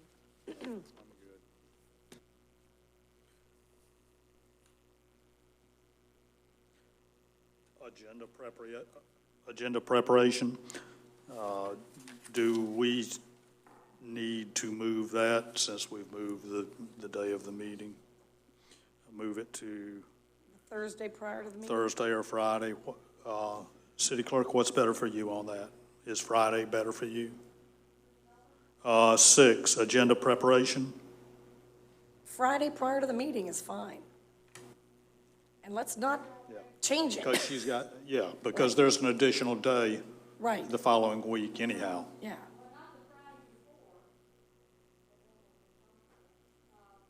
No, no, it shouldn't be impossible. That's 5 days before the meeting. We got the city manager saying he's doing it a week before the meeting. Right. The When you final, publish the agenda, you publish the notice too, correct? we do the Wednesday before. Right. If we're doing So it a why week don't we before- change it in the interest of not making multiple changes to an agenda? Why don't we make it Friday by 5? And then that way, that's it. Does that still give you all enough time to go through it? And then if they get it done on Tuesday, that's okay? But don't come changing it. Don't go changing it. I can't tell you how many meetings up here. Correct. There've been so many agenda packets. Nobody was using the same one. I don't want that to happen again. I One want us agenda. all to have an agenda. I'd rather give Correct. you more time and give me 3 days to look at it. A Correct. weekend and 3 days, than to all be up here saying, oh, no, it's page 28 of 30. No, I've got page 45 of 52. You want to say 4:30, we close at 4:30. 4:30? And then if I'm Yeah. not here on that Friday, the city manager can Yeah, just well, publish it. and we're not saying you have to wait until then to post it or hand it out. We're just giving you some extra time to be sure you've got it done. That's what we're doing. I mean, if you want to have it out on the Wednesday, that's great. So, But don't do multiple ones. yeah, because we're, Whatever's in it is in we're it. Right. Correct. trying to give you Once it gets some- published, that's it. Yeah. I agree with that. Yes. but that's giving you some extra time in case things are coming up to where you can get all Correct. your ducks in a row and get one out to us. And like I say, if you've got an easy one and you've got it ready by that Wednesday, just go ahead and put it out on that Wednesday. Correct, and I believe in keeping the agenda item deadline, because a lot of times, staff won't give me their item until after the agenda was supposed to be published. So if I can get everything early, the same way, the item's being turned in, then that gives us time to process them and have it out by the deadline early, like the city And it'd be manager would like. accurate. And we won't then be. if they come into you later, it's your job to say, oh, it's not going to be on this agenda, it's going to have to Correct. be on the next one. Yes, because if I don't get them by the deadline, I'm gonna start utilizing that and just, regardless, and just put them on that next agenda, because if it's important to that person, they will get their items in. Yeah. Because that gives us time to change them, like if there's gonna be before it's published. Well, hopefully, you're telling department heads that you need it by Wednesday. Well, That gives you, and you time to in reality, massage it for 2 days. I'm getting before- ahead of that, Yeah. ahead of the curve, because Correct. we need to prove it, particularly with ordinances and so forth. So I'm actually getting it, 3 or 4 weeks ahead of the game. And then if there is an emergency thing, we got enough time to look at it and still get it published in time Correct. for you all to get, and you have one standard agenda. But we do have an internal process where we try to catch all those little mistakes, typos and stuff and everything. Yeah, because you can't do that when they're turning them in the Yeah, last when they minute. do The it in the next last minute, page explains the deadline. Right. and But stuff. for Yeah. your purposes, great, Wednesday is good. And Well, if we can get it out Wednesday or Friday, you can put Friday as. Well, Friday at 5. You know, End of the week, if we have end it of the by, work week. I would think. If you don't have it done, you're because working late. That's right. yeah, And if I'm we've not got an here- extra day to go over Yeah. it now, too. Right. So I think it's going to help everyone in that process. And Bob, you can talk, next time you have a staff meeting, just tell them it's imperative that they have this stuff in by here. Otherwise, it's going to be another month. Right. And if they've got something that needs to come before the board, then they're just going to have to wait. But just so you know, in case you hear a complaint, because if they give it to Clara at 9 a.m. on Friday, that doesn't give us enough time to go through and proof it. It will be on the and make next sure. agenda, regardless of what Yep. it is, an You audit guys or. internally deal with Right. it I Yeah. however just want you to let need you to. know, because I try to give you the Yep. best product we can give Right. you Right. Correct, Yeah. within the time frame. yeah. Yeah, Right. yeah, they've just got to manage their time so that we get it in a timely manner and so that you get it in a timely manner to get it on the agenda. So I'm gonna leave my deadline the same, because that's something that I know that I have to work with and how difficult it is. So I'm gonna leave it that Monday at 3. And then if that way we get everything and the city manager doesn't have them to change what they sent What in. you do we can have it internally is published. you guys handle that. Yeah. We just want to deal with our end of it. Right, and we're I'll just moving leave my on. We're deadline moving the on. same. Correct, because it's published in here. We can I'm talk gonna just, about this for days. Okay, so this whole packets thing, I have a bunch of notes here, but I can't remember why.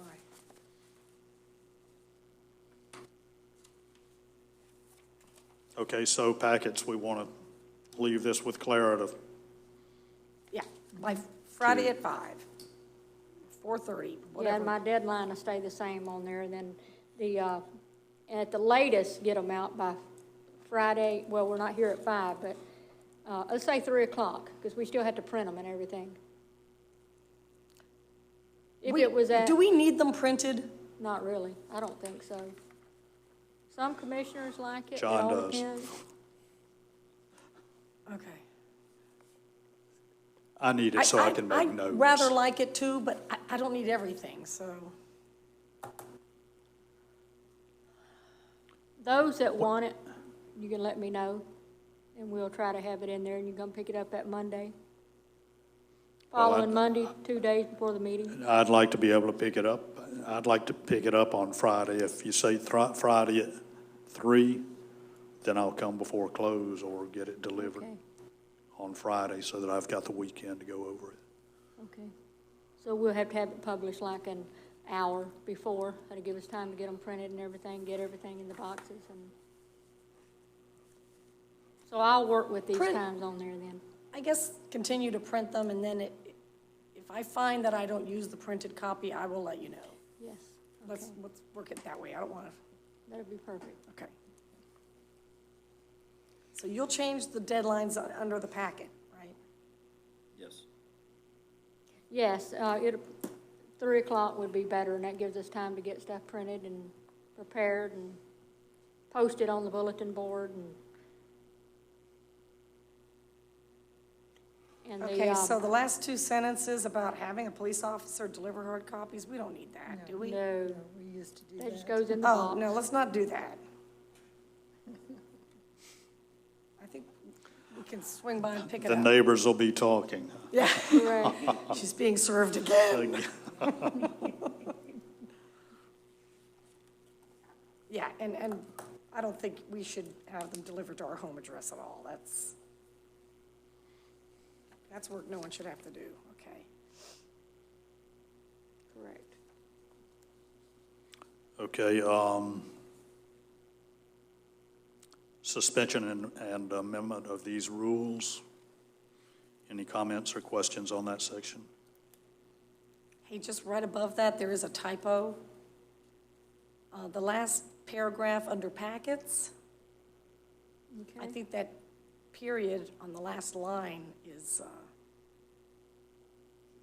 should be a comma, Yeah. and not a new sentence beginning with the word unless. Just, Which- Is that in the workshop one? yeah. Yeah, or semicolon. That's just one, yeah, something other than a period, because the last sentence isn't even a sentence. Right, I think it's semicolon. Yes, Either I way. agree. Yeah. It's a comma. That's all I got. Okay, I think we have wrapped that up then. Record time. And I'll have another draft given to you, published in the regular meeting agenda, unless we have another one of these workshop sessions, and I'll give you another one. Okay. Yeah, you can, this is my draft one. Do we want to continue on to goals and objectives? Absolutely. Okay.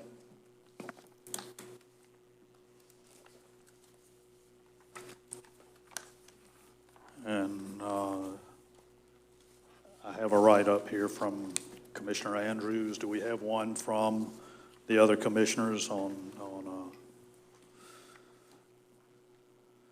things they'd like to see as goals?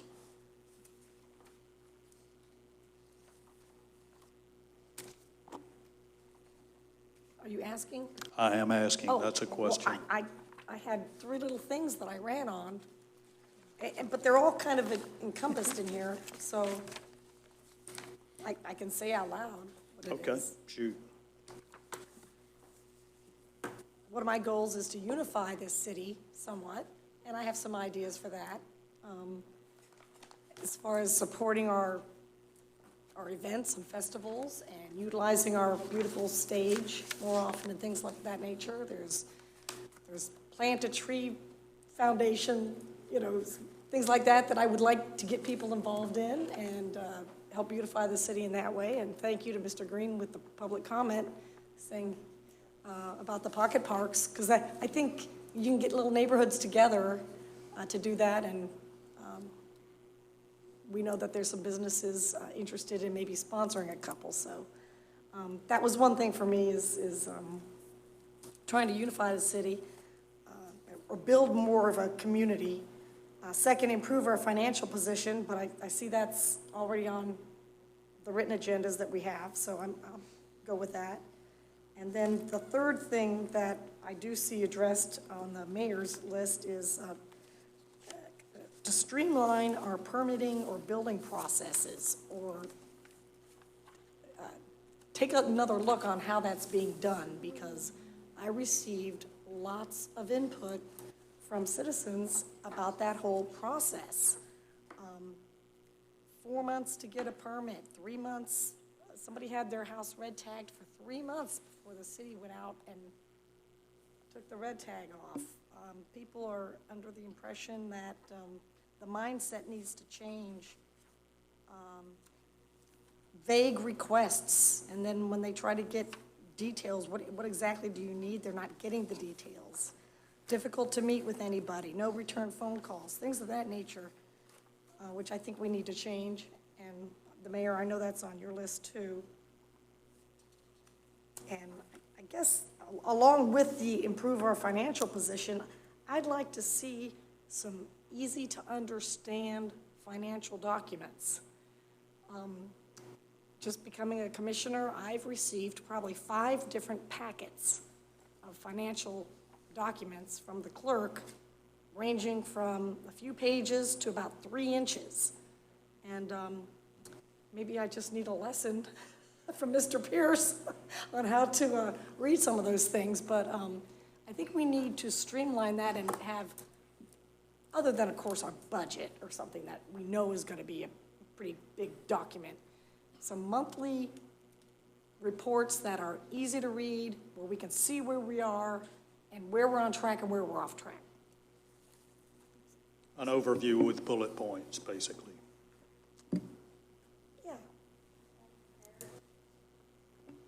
And maybe a comparison, or? Yeah. Previous year versus current year, whether we're ahead of the game or behind the game. I didn't realize we were supposed to make a list for you, so I don't have a list. But I do have a concern on something, and it's, to me, it's very important. And it's just the fact that, you know, we have these meetings and we discuss a lot of things at the meetings. I would like to see the things that we talk about, things we want to do, get started and get done. Instead of just talking about it, and once we talk about it, it's over with, and that's it. So there are some things, and again, I went over some situations with the city manager regarding an object that I wanted really bad. And I wanted this back when Evans was here. And it was just talk about, and nothing is ever done. And again, I'd like to see something done with it as soon as we can, as soon as possible. And that's really my main goal, is just to get some things done that we did talk about. And again, like I said, just to follow through and make sure they're done. Execution, that's exactly 1,000%. What, honestly, anything I'm going to be talking about flows right into what you're talking about, Commissioner. I agree with you 100%. And Commissioner Hodges, can I get some specifics on that, on things you'd like to get done that have kind of fallen by the wayside? I mean, as far as this subject that I wanted to put out there? Yes. What have we done? Well, there's an area down at the park here, and I want to build, Court of Honor. we want to build a stand and have it done up with, what do you call those little cobblestone things, and have them monogrammed, and have them monogrammed with police, not police, but military people, and maybe the branch of the service they're in. And so we had been down to the park. We looked at the park. We've had an architect down there with us. We've had several people down there with us looking at stuff, telling us where we should and where we shouldn't do it. You know, things like that were done. But that's where it stops. And we go so far, and then it just stops, and we don't do anything more. And like I said, with Evans, we went through a lot of this stuff with him. And I was very excited. And I thought we were going to get things done, but it just stopped. So hopefully, as far as goals and objective, that's my main thing, just to follow through with what we want to do and then do it. And according to what Bob says, I think we've got some things working, but of course, with the situation the way it is. That's the only thing that's really stalled it, because I had some fundraising efforts that were from private individuals that wanted to contribute money, but just unfortunate because of some of the openings of properties didn't come about right at that time, and then now we're in this stage. So hopefully after we get out of this, we'll be back on track. We had some money allocated just to do the design work and stuff, and I think we've got a good shot at getting the fundraising from private sources, but it just, you know, in this particular instance, this is one of those that's just kind of been a victim of the circumstances we're in right now. But once the hotel's open, I'm sure we'll be moving forward. Are you talking about the 9/11 park? Or Yes, it's the park down by the 9/11. Okay. There's two empty lots down there that we talked about. I don't know if Bob had a chance to go down there and see it, but there are two empty lots there, and I'm not sure which one we'd be able to use. But to put in the ground, well, my idea is to put in the ground a star. And then in this star, we'd have the little bricks that we can sell. And that's money coming back to the city again. Right. And I just feel like it just would be a very good turnaround. And plus, the park is like on the way into the city. People see that. So I think it would draw a lot of attention there. So that was my main goal, basically. get some nice signage? And That would be then great. we'd have a monument for each one of the branches of our military. So it'd be, that star concept would branch out to the 5. Now I guess we have 6 with the Right. Space Corps. The star would be in the ground. Right. And then at the point of the star all the way around, we'd have a flag of the Navy. And then we'll have the flag of the Army and the Air Force all the way around. There's only 5 points. So that's all we need, is 5 flags. And I really think we could do it. We put $41,000 aside a year ago. And I know it's probably going to be more than that. But it's just the fact that we do have some money set aside for that. And I really think it would be a good gesture for the city. Coming into the city, people will see it and they'll want to stop and see it. So. Bob, is there anything you need from the commission to get that going then? I understand funds are in the budget, so. Yeah, it's, obviously it's not enough to do the whole project, so that's why I was trying to get the fundraising aspect, and it's still there. We just, because of the situation, the hotel hasn't opened yet, and it's really the thought process from the developer was, and again, this is no strings attached or anything. He believes in this project, and it is going to help out the hotels in the area because as people go across under the bridge to go to the Hampton, they'll be passing through both those areas. And to have a monument dedicated to our military is just, to me, that's special. And they believe that too, and they think by having one fundraising event, once the hotel's up and running, with the people that are known to the developer that will donate, we'll have that cash flow that we need to finish the project. Okay, yeah, and probably that same concept in ROC Park. Because I know people have discussed having bricks out there with a family name on it.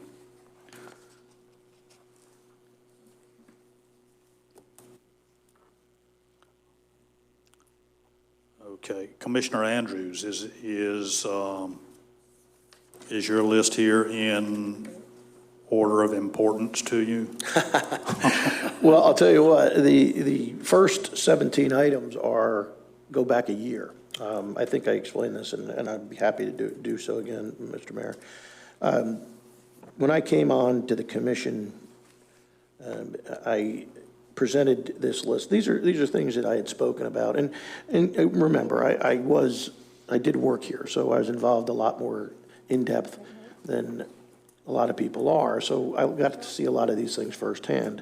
So what I wanted to make sure of was that we started to run this city consistently. And that was one of the major things that I brought up to the city manager at the time. And that we weren't playing favorites. We were abiding by, there's a rule book, there's a charter, there's a employee handbook that makes this job really easy. This isn't like corporate America and, where you can bend the rules and do what you need to do. We've got a specific set of rules that we're supposed to be following. And these rules weren't being followed. And once I got elected, I said, look, this would be a nice time to take a snapshot of this and take a look at what we're doing. Because in order to be able to maintain the employees that you have, in order to be able to get top-level people to want to work here, you can't have really a history of being, political, okay? That's the major role. The major role of our city manager is to stay apolitical, okay? Can't get involved, can't be using statements like, oh, well, I got a lot of political pressure. There shouldn't be any political pressure on the city manager. However, I think the most important thing that we have to look at is, and this got debated ad nauseum, and had people walking out of meetings, commissioners walking out of meetings. The city manager is our employee. He's our employee. We can hire, we can fire. He's our employee, okay? Now, while we can't dictate what goes on in the administration, we certainly are, because of Rule 4.6 A or B or C, we're certainly allowed to give recommendations. And we're certainly, at any point, allowed to discuss anything that goes on administratively here, okay? That's our right. That's we were hired by our constituents in order to do that. So any pushback on that it's ludicrous because, everyone, I don't care who you are, everyone needs a system of checks and balances, okay? And it becomes more apparent as you go down this list, We are the only system of checks and balances that a city manager, and I'm not specifically talking about Bob by any means, we're the only system of checks and balances that they have. So that when we see something, and when we address these things, you're going to see, when we see something that the city manager is doing completely wrong, or the city attorney, or the city treasurer is doing wrong, it's not just our right to be able to talk about it, it's our responsibility to talk about it in public and to be able to make corrections and help them make the corrections that we need in order to adhere to the charter. But what we were seeing in this last administration was, oh, no, we're just going to give power to the city manager. Well, anybody that gets too much power almost exclusively abuses it, okay? Heck, we had the first city manager that the last commission brought in got cited by the state of Florida for corruptly abusing his power, okay? And you'll see this on number 10, corruptly abusing his power, and he also, got fined by the state of Florida, okay, for stealing money from the city. Never addressed. Addressed with a suspension, addressed with this. Suspension when he was on his way on vacation. Those are little things. But what I want to do, I want to run through these real quick. This isn't to embarrass anybody. This is to make sure that these things don't continue to happen, okay? That's what they're for. The first one's easy. I mean, if you got this last year with the unrest that was going on in the city, Community Unity Month would seem like a really good idea. Hits exactly home on what Commissioner Price was saying earlier about trying to unify the city. I mean, it's a great idea. Now, we're in a little bit of a tough spot now. We really can't have any big festivals at the moment, or we can't really have these kind of things. But this should be something, honestly, that we should be setting some money aside for, that once we are allowed to do those things, and once we can figure out a way we need to start bringing people and getting people involved. That's the whole thing. A lot of people don't really understand what's going on. They only get, believe it or not, they do read the Beach Beacon. They read what Wayne puts in the Beach Beacon, okay? So that's where they're getting their information from, because a lot of them don't have time to watch the meetings. Or as John pointed out earlier, Mr. Mayor pointed out earlier, these young families, man, at 6 o'clock, I mean, they're doing their kids' homework with them, or they're feeding them, or they're putting them in a bathtub. They don't really have time to invest in going to these meetings and seeing it. So we got to make sure that we get them involved. I just kind of hit on the city manager responsibilities.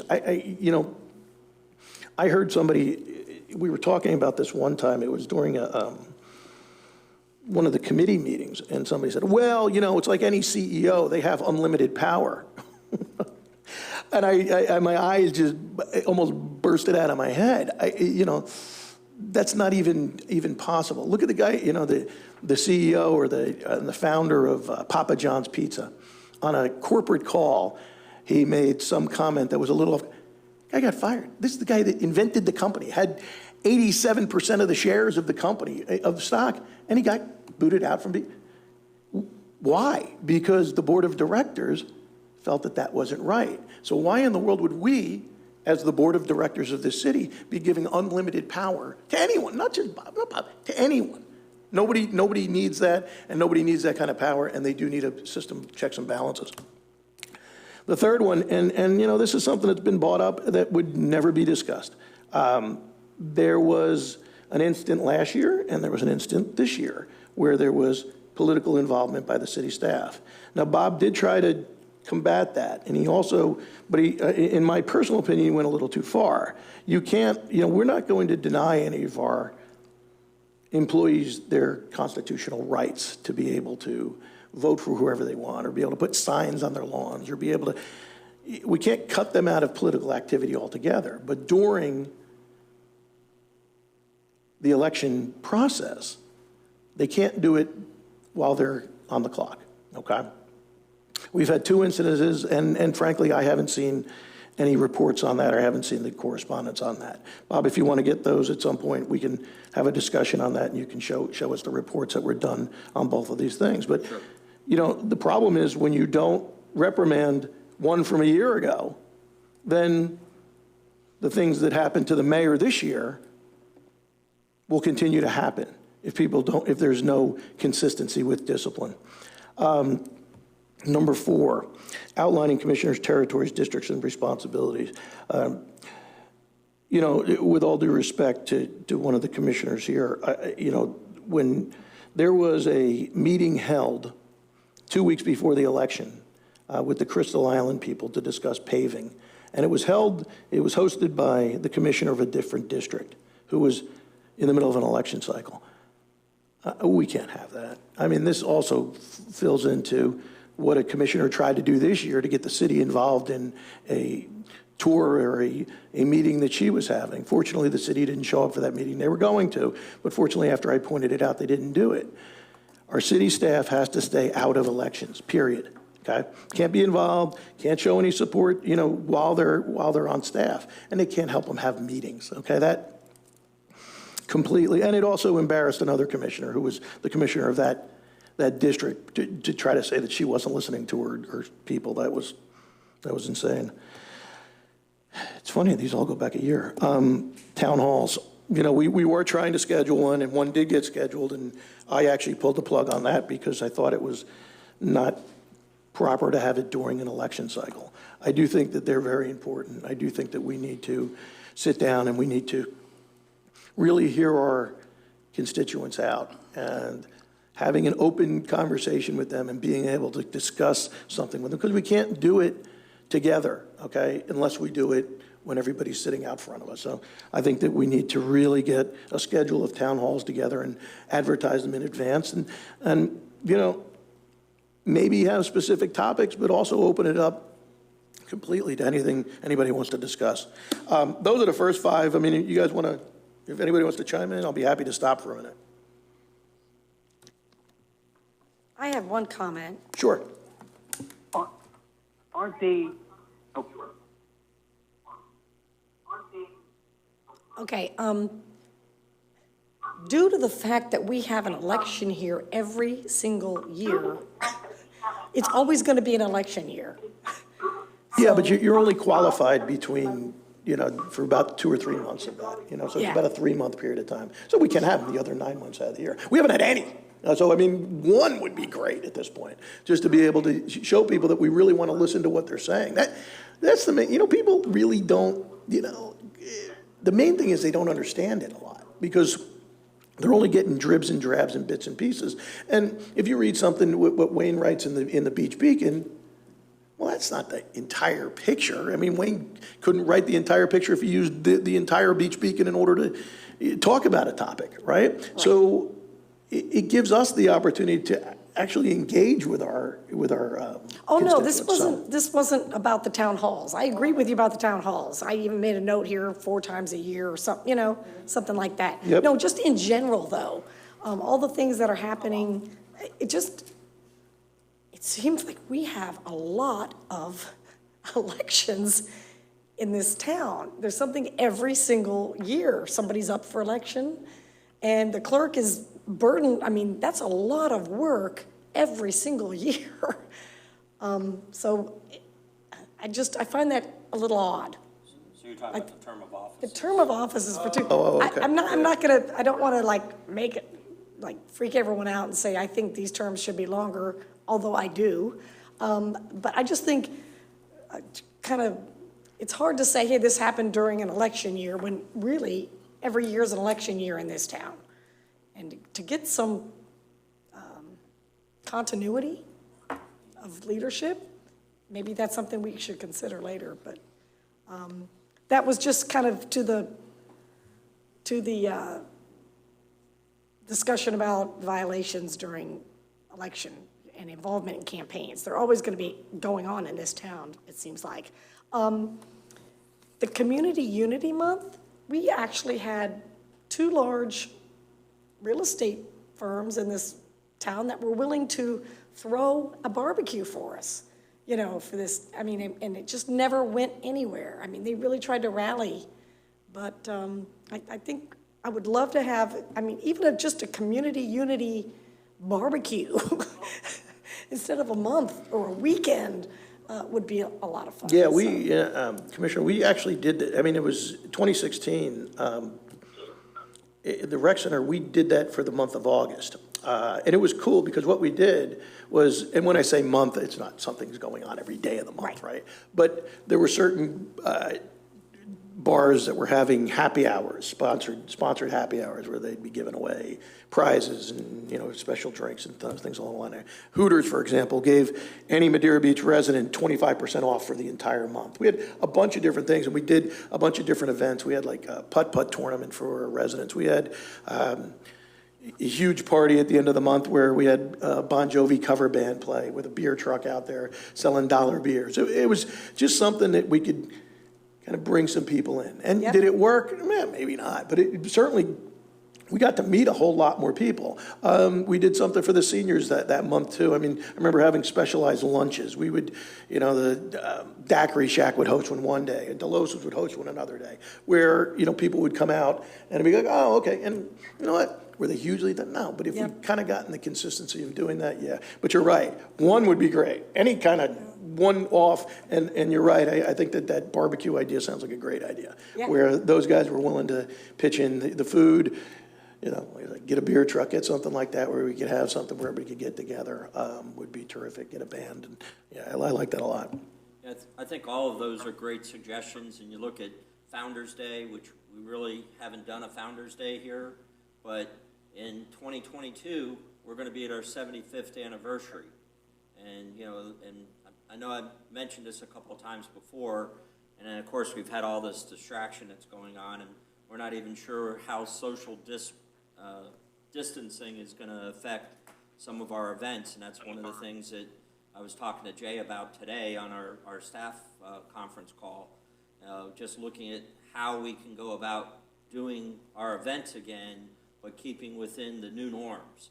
So, and again, we don't even know what those norms are actually going to be at the end of the day, but, just trying to keep us going so we see light at the end of the tunnel and we can get back to doing business. And, having the seafood festival where, we do some type of situation so we're not crammed in on top of each other, but, still keeping that community feeling. And I think all those type of things, maybe even, not to take away from the tree lighting ceremony down at John's Pass, but doing something up here at City Hall where we get more the family venture of people in with hot chocolate and stuff like that. But again, there's so many different ideas, and I like the idea of the barbecue and stuff, because we've kind of been talking about once we do get through whatever the third phase or whatever phase it's going to end up being. But let's throw a party. We survived. We held together both individually and as a group in this city. And this is a great city. We have a lot to be proud of and a lot to be thankful for. And anyhow, I got off on a tangent. Sorry, Mr. Mayor. No, that's fine. I'm out of order. No, and part of what we probably need to do on that also, I know there's some ordinances against electronic signs, but I also know, I think we've got one on wheels. It's not ours, it's the county's. Okay, but we have, Doug, you were mentioning some events.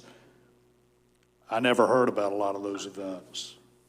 So when we do this, and I'll say when because I think we need to do it too, but we need to get it out to the public, and whether we have people showing their Madeira Beach driver's license when they're coming in, so we're not flooded with with folks from all over the place, to try to keep it a community event. But no, I'm all for that stuff. We just need to get it publicized when we go to do it. Well, I'll run through the rest of these pretty quickly. Okay. And I don't. Again, the next one, and I know the mayor had a lot of dealings with this. A lot of these have to do with the fact that we really, really, really need to take a look at how we're, again, in our internal administration. During this conversation, when we did an investigation on the last grievance hearing that we had, we weren't even following any of the rules prior to that. Okay, they were supposed, people were getting fired around here without having pre-termination hearings. And it specifically says in the employee handbook, pre-termination hearings. When you'd bring it up, They'd be like, oh, and they just pass it off. So basically, they're passing it off, praying that somebody wouldn't sue. And fortunately, most people that are making $30,000 a year aren't going to go get an attorney to try to sue a city. The process is too long and it's too arduous, okay? But it doesn't mean we shouldn't be following these procedures. Finally, you have the right to a grievance hearing. And then all of a sudden, it took a year to get a grievance hearing going, and we had a city manager go out and hire, with taxpayer money, hire a separate labor attorney, another attorney for counsel, and these two, one was to represent the judge in the case, which was a civil service hearing, and the two attorneys were not only talking, but they were billing us to speak to each other prior to the hearing. All these people were looking for is some form of closure on these things. And we set this up, and we went out and hired 3 attorneys, and then lost.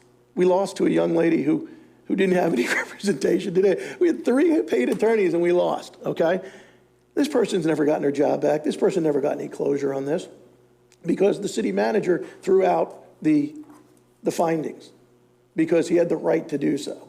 Let me tell you something, guys. That ain't right. That ain't right. That's a case that if it's against our city manager, should come up and be in front of us, okay? We should be able to make the determination on what's going on with something like that if things weren't handled properly, okay? Again, that goes back to what I was talking about in the beginning.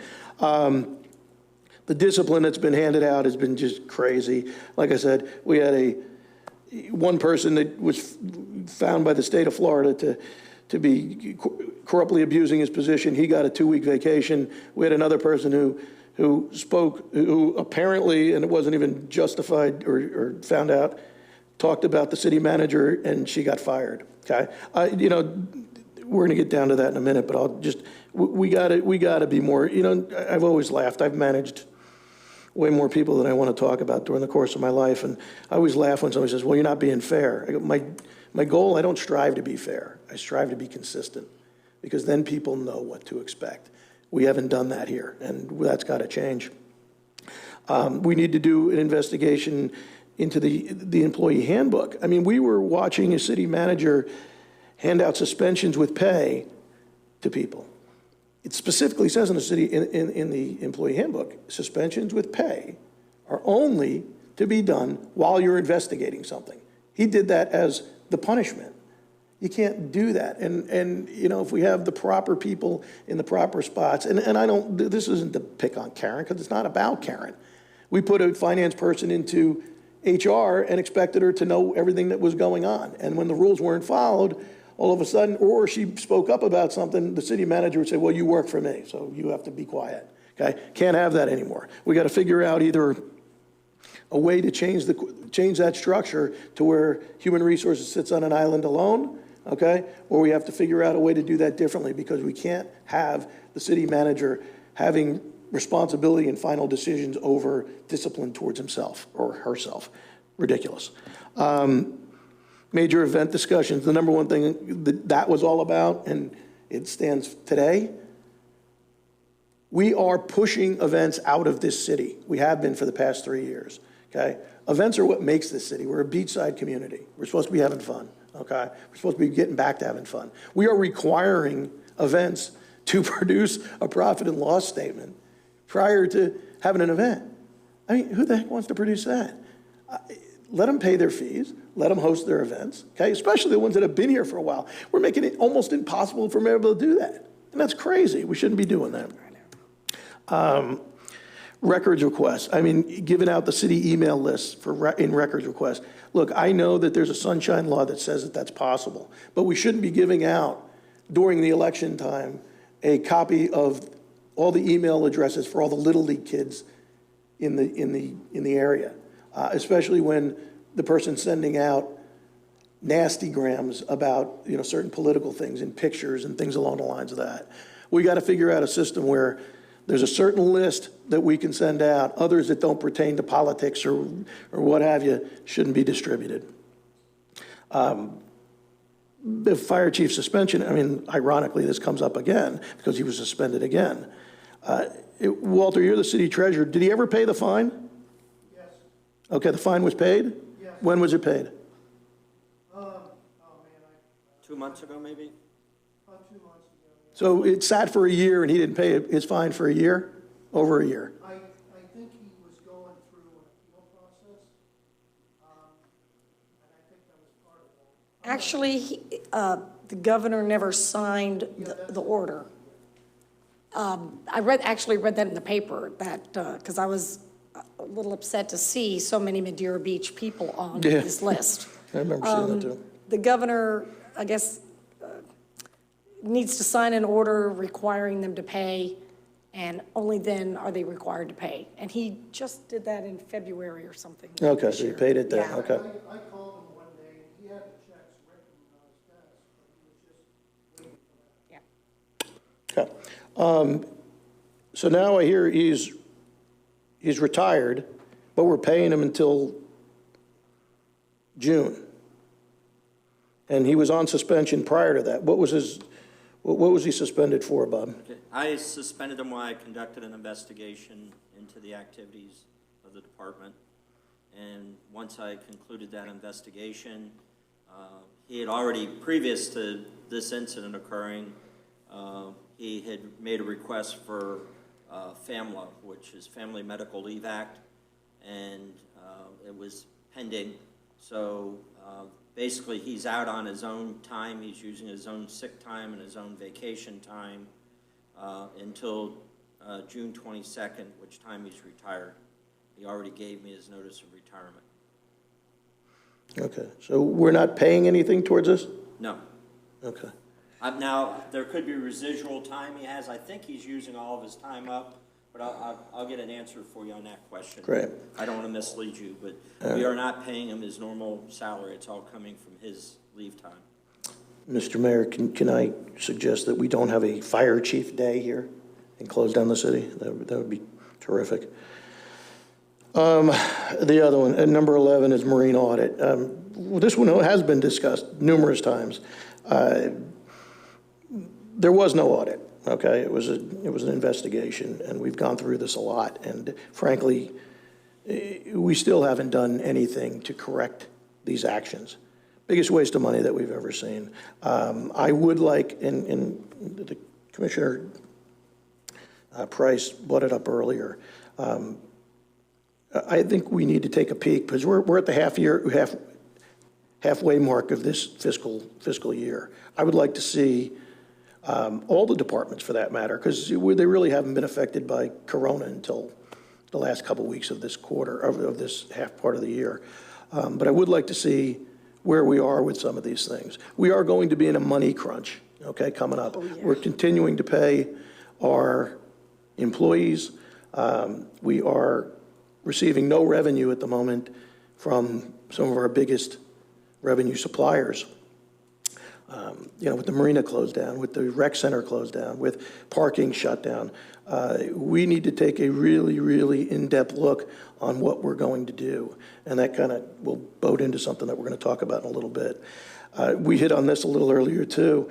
We only have our community policing officers here for a certain amount of time a week.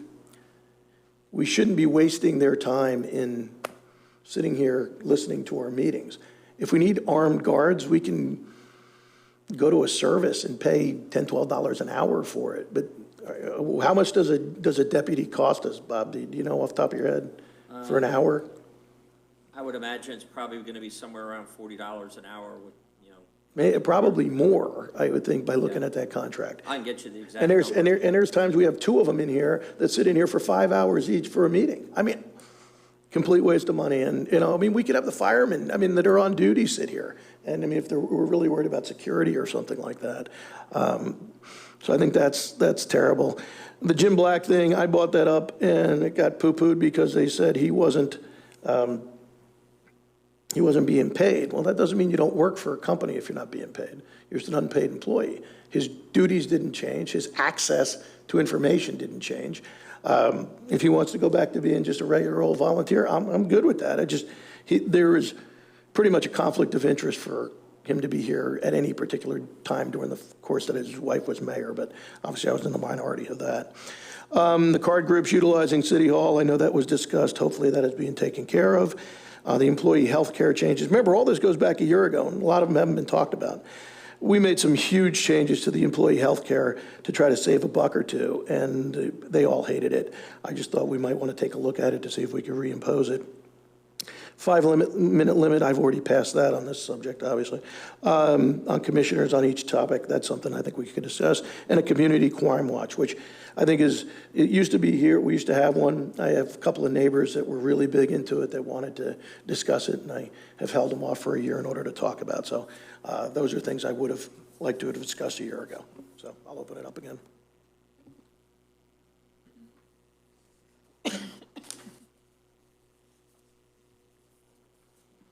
Okay, do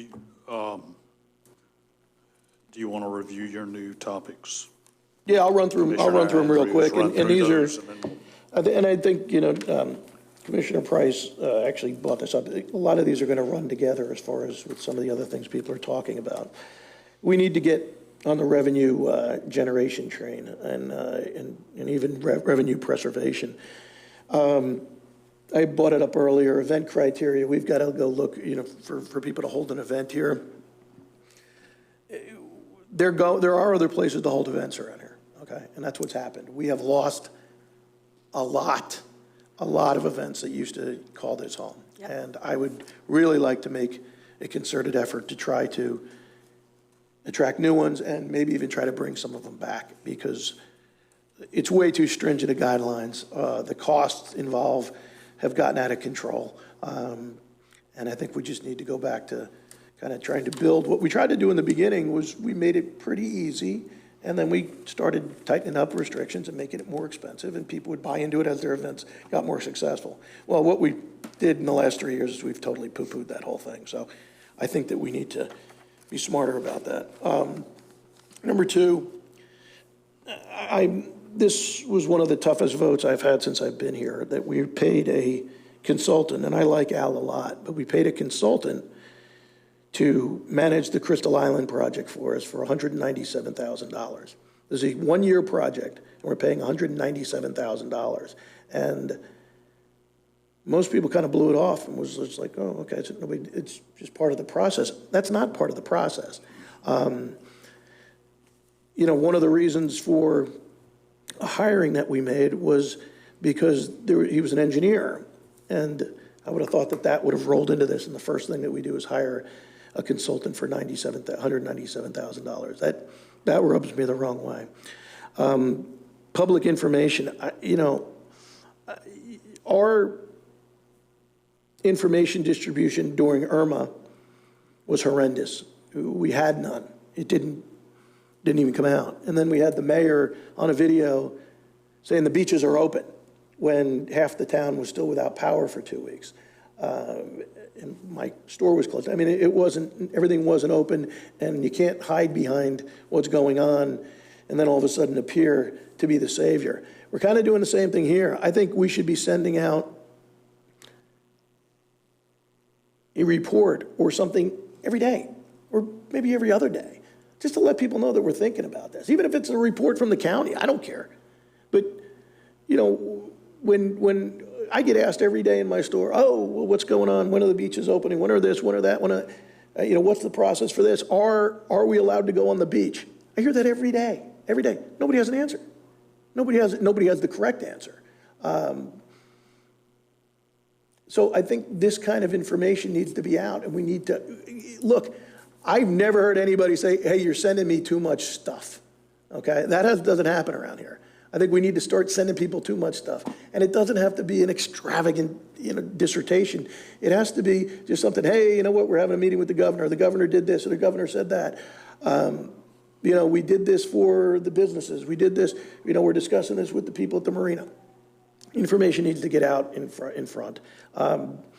Third one, the attorney interim role. I think everybody's having a meeting with them tomorrow, which is great. The review of the 6-month review of the 2020 marina numbers, I definitely want to do that. I think we need to do an in-depth look at our human resource department, because I think that we have completely dropped the ball on that, up to that salary survey where we paid $15,000 and didn't even follow it. You know, 46B, 46C, we went over this the other day, which is good, because I think it does tell us that we are allowed to discuss all these things. This is going to be a tough topic, is the coronavirus staffing discussion. You know, we're watching even every day. Disney just laid off or just furloughed 70,000 employees yesterday. You know, Hooters laid off people. I mean, 500, 600 people in the area. These are discussions we got to have. I mean, you know. Well, we laid off people, didn't we? Huh? I mean, there's no one working here. Well, We're being there's paid. people that are at home, people that are working from home, but they're still getting their salary. We've been paying them, which is part of the criteria that they've had here with hurricanes and so forth, that, you know, we send them home. But I'm in the process, we're reviewing what's going on this week of bringing people back. Obviously, the building department's an issue, the planning department, those are two big issues that, you know, it hasn't been successfully addressed in the methods that we're using right now. And, So we have employees working in the marina and getting paid their regular salary, and we have people not working and getting paid their regular salary. We don't have any money coming in. No, I understand that. And, So, you know, and I don't think didn't they like anybody triple the realized- amount of unemployment the state of Florida did? Because we used to have a $275 a week limit, right? That's what it is still. No, it's not. I just read in the paper, they upped it to 600. Oh, they must have just. Well, no, I there's an think there's additional additional $600. money, but Right. the actual figure is 275. All right. So, I Yeah, mean, so that's something I'm working on addressing. yeah. So. Yeah, I don't think it's fair to the employees who are working that they're getting paid just normally, and they've got coworker or other people in the city that are staying home, and they're not, and they're getting paid as well. That's just unfair. And it's expensive for us. Right. I do understand there's hopefully some sort of a paycheck reimbursement thing. I know small businesses are getting this. I don't know if cities are gonna get it. Well, the paychecks are not, but there are some items, because we are an essential function, that we're covered under the FEMA dollars. So there's two programs. One of them is the public assistance grant that we've registered for, but the details of the grant program haven't been released as yet. Okay. And then there's the normal, as if we were in a normal disaster, say this was a hurricane that we got torn apart, and so for 2 months, you know, we're piecing everything back together. FEMA covers that. So, and that's really where we're at right now, is we've been doing all the FEMA documentation, so all of the expenses are covered, and, you know, the main push is then getting the reimbursement. And that's where a lot of the money coming out of Congress now, they're talking about municipalities and counties getting reimbursed, because there's a lot of outflows out of every entity of government in the state. So I'm getting a lot of emails from the League of Cities, the Florida League of Cities, about contacting our representatives in Tallahassee and telling them to help out the municipalities. Have we been doing that? Well, they're not functioning. We've been dealing with our local representatives. Representative Webb is one of the ones that I've been in contact with in her office. But yes, you know, we have been sending information out to Tallahassee, but they're not going to be in session until after they get cleared. But they still Yeah. receive emails. Right. I mean, Congress is the big one right now, because all the money gets pushed out of these legislative efforts that are occurring both in the House and the Senate up in Washington, D.C. So if just the Democratic bill that had come up, and again, I'm not taking sides one way or the other, but they had provisions in that bill for municipalities and relief. So, you know, we don't lose our cities. And that's kind of the approach that they're looking at taking. well, I think if we have employees sitting at home, because there's a lot of jobs you can't do from home. Right. Debbie Laramie will put them to work, okay? There's lots of things that we could be doing around here. I mean, you see the road work expanding like crazy, all the building going on like crazy, because those are things that can be done, that Gandy project, they're got that 24 hours a day now instead of just overnight, because it's a good time to be doing some of those kind of things. I'm just saying, I'd like to see everybody working who's getting a paycheck. Well, I know what's coming from Congress. The one they passed was for cities 500,000 and more, and they have not put through a bill for the smaller cities as that's the way I understand it right now. So we're not doing good with the federal government, so whatever we can do to help promote that, and I know the League of Cities is working on it also, and probably the governor's office and all that. But no, I agree with you on people being at home and getting paid while we've got people that are having to come in. I understand if they're working at home, but if they're just off the clock, things are getting tight from Madeira Beach, and a lot of things. Well, let me back up. Commissioner Andrews, are you through going over your list? Just got a couple more real quick. Okay, let's do that I would like first, to, and then- have a discussion or throw it on a workshop on the CAPFR report that was delivered to us. I just found it odd that the marina investigation, which in the CAPFR report is called the marina audit, is on there. The CAPFR report is a comprehensive annual financial report. They listed a marina investigation that was pretty much dedicated to downplaying management and things along the lines. So they didn't have any specific numbers in there. So I'm wondering why our auditor put that in there, put a whole paragraph about it in there.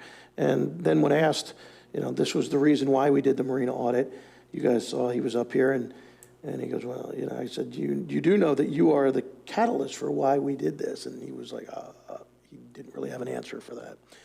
So I think that needs to be investigated a little bit more.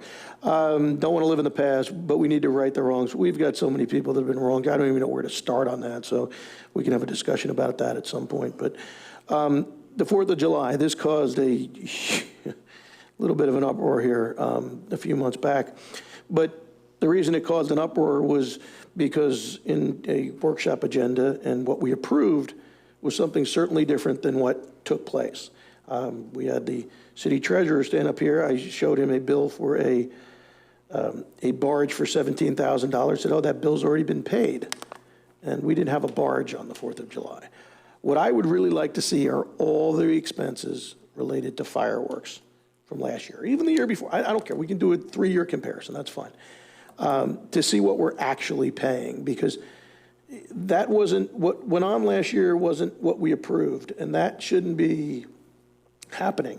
We had meetings prior to that where we could have been told, hey, we're going to switch it to the school, or we're going to do this, or we're not getting a barge. None of that was ever discussed in an open meeting, and that's why the discussion kind of took its own place.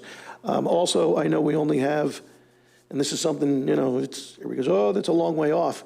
July 4th isn't a long way off anymore, guys. So you're talking about, we have $10,000 in the budget for fireworks. There was talk of going out and finding money. There were talk about doing laser light shows. But I got people asking me about it already. I mean, obviously a lot of it has to do with what happens with the corona and what kind of assembly we can have and things along the line there. I don't think people will care about that portion, about how they're gathering to watch the fireworks. But I think we need to kind of get to a point where we can address that with the public and let them know what's going on 4th of July. That's what I got. I'm willing to have conversations about all, and every piece of this at any particular time you guys want to. There is documentation. I wouldn't be bringing this stuff up if I didn't already have the corresponding documents with it. But I just appreciate you giving me the opportunity to get some things that have been sitting in the back up to the forefront. Thank you.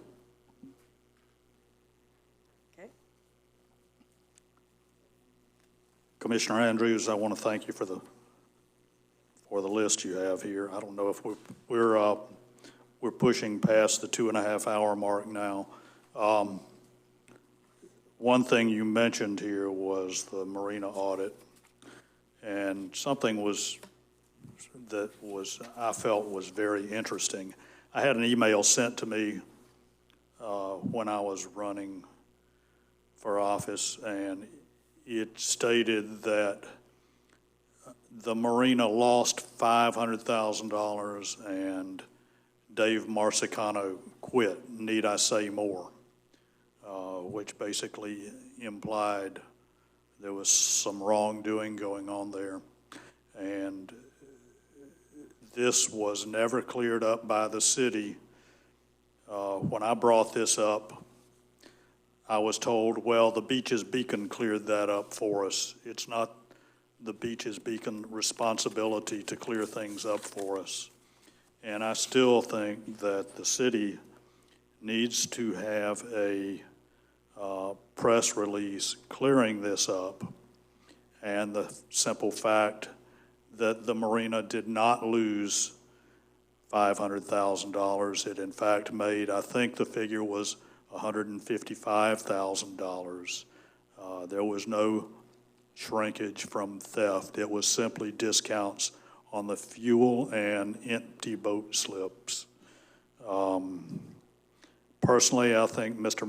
Marsicano is deserving of an apology from this city. And I still feel that way, and I still feel that that press release needs to be put out, clearing that up. And these other items, Commissioner Andrews, I'll leave it up to the majority of the board. Do y'all want to go on through some of this today? Do you want to have another meeting on it and go over the other items? Do you want to have a chance to go over items I wrote up also? Mine, I've got a lot of things on here that are small items. Really, I had discussed a lot of them with the city manager because I feel a lot of them are day-to-day things, but I do have some big bullet points on here that I'd like to discuss. But I'll leave that up to y'all. We can do it today, or we can come back again. We've got a while to accomplish this. Well, I need a 5-minute break, but I'm willing to come back, and that way all of us have had our say. And moving forward with our meetings and whatnot, now we know what's going on our agenda, and I'd like to hear it. I don't want another special meeting. Okay. I haven't gone over this yet, but I can in 5 minutes. No. Okay, good. Thank you. I just need to. Y'all want to take 5? Okay. Thank you. Okay.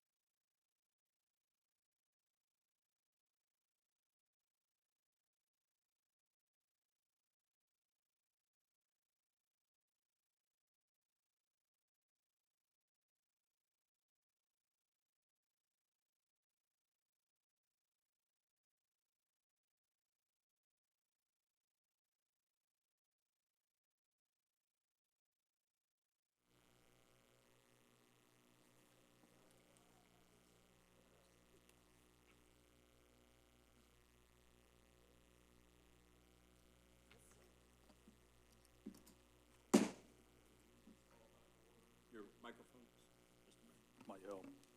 This meeting is called back to order at 2:45 p.m. I'd like to run through my bullet points real quick. Hopefully, I can have us out of here 3:15. And I've got probably many of the things that you folks had on yours also. But I've just got bullet points on things that I want us to strive towards getting for the city. First, grants and finance. We've got to pursue grants. There are a number of categories this can be done in. I understand the city manager's secretary is actually working on grants now also. There are some outside firms. If we have to hire a grant writer and pay on a percentage basis, this is something we need to do. There's bed tax money that hasn't been applied for in years that needs to be done. I don't care if it's used for a certain interest or certain things. Let's get that revenue in. We've got to generate new revenue streams. Having said that, that takes me to my next bullet point, which is the marina. I'd like to see us pursue a high-dry and public works building. High-dry storage facilities bring in a tremendous amount of revenue. And they don't have to be a big, ugly metal building anymore. They won't look any different than the condominiums look on 150th. Also, a restaurant at the marina. Not only will this bring in revenue, but it's a big benefit to the residents of Madeira Beach. When transient boats come through the marina, they'll stay the night, they'll eat at the restaurant, they will fuel up and buy marine supplies there. I'd like to see some general cleanup in the marina. I do think we need to get some motivation going on general housekeeping down there.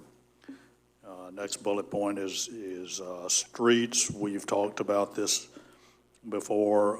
I'd like to see us getting some parking by resident permit only within a couple of blocks of the beach.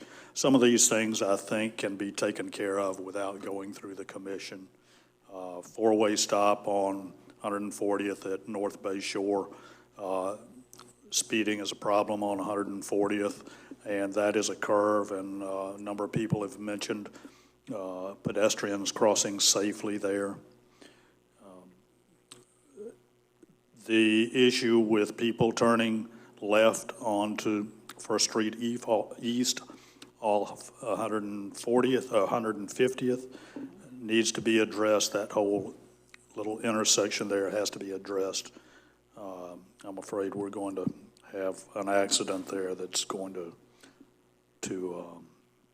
hurt some folks. We generally have some speeding concerns on Island Drive, 140th, Crystal Drive that our officers need to look at.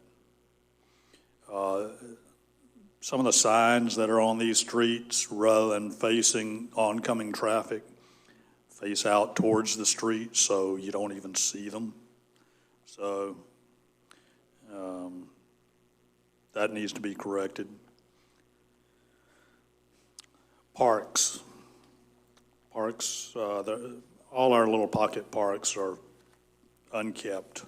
There's a general lack of fertilization, pruning, dead plants, lights on timers that are on during the day and off during the night, rocks all over the sidewalks, doggy stations aren't being refilled.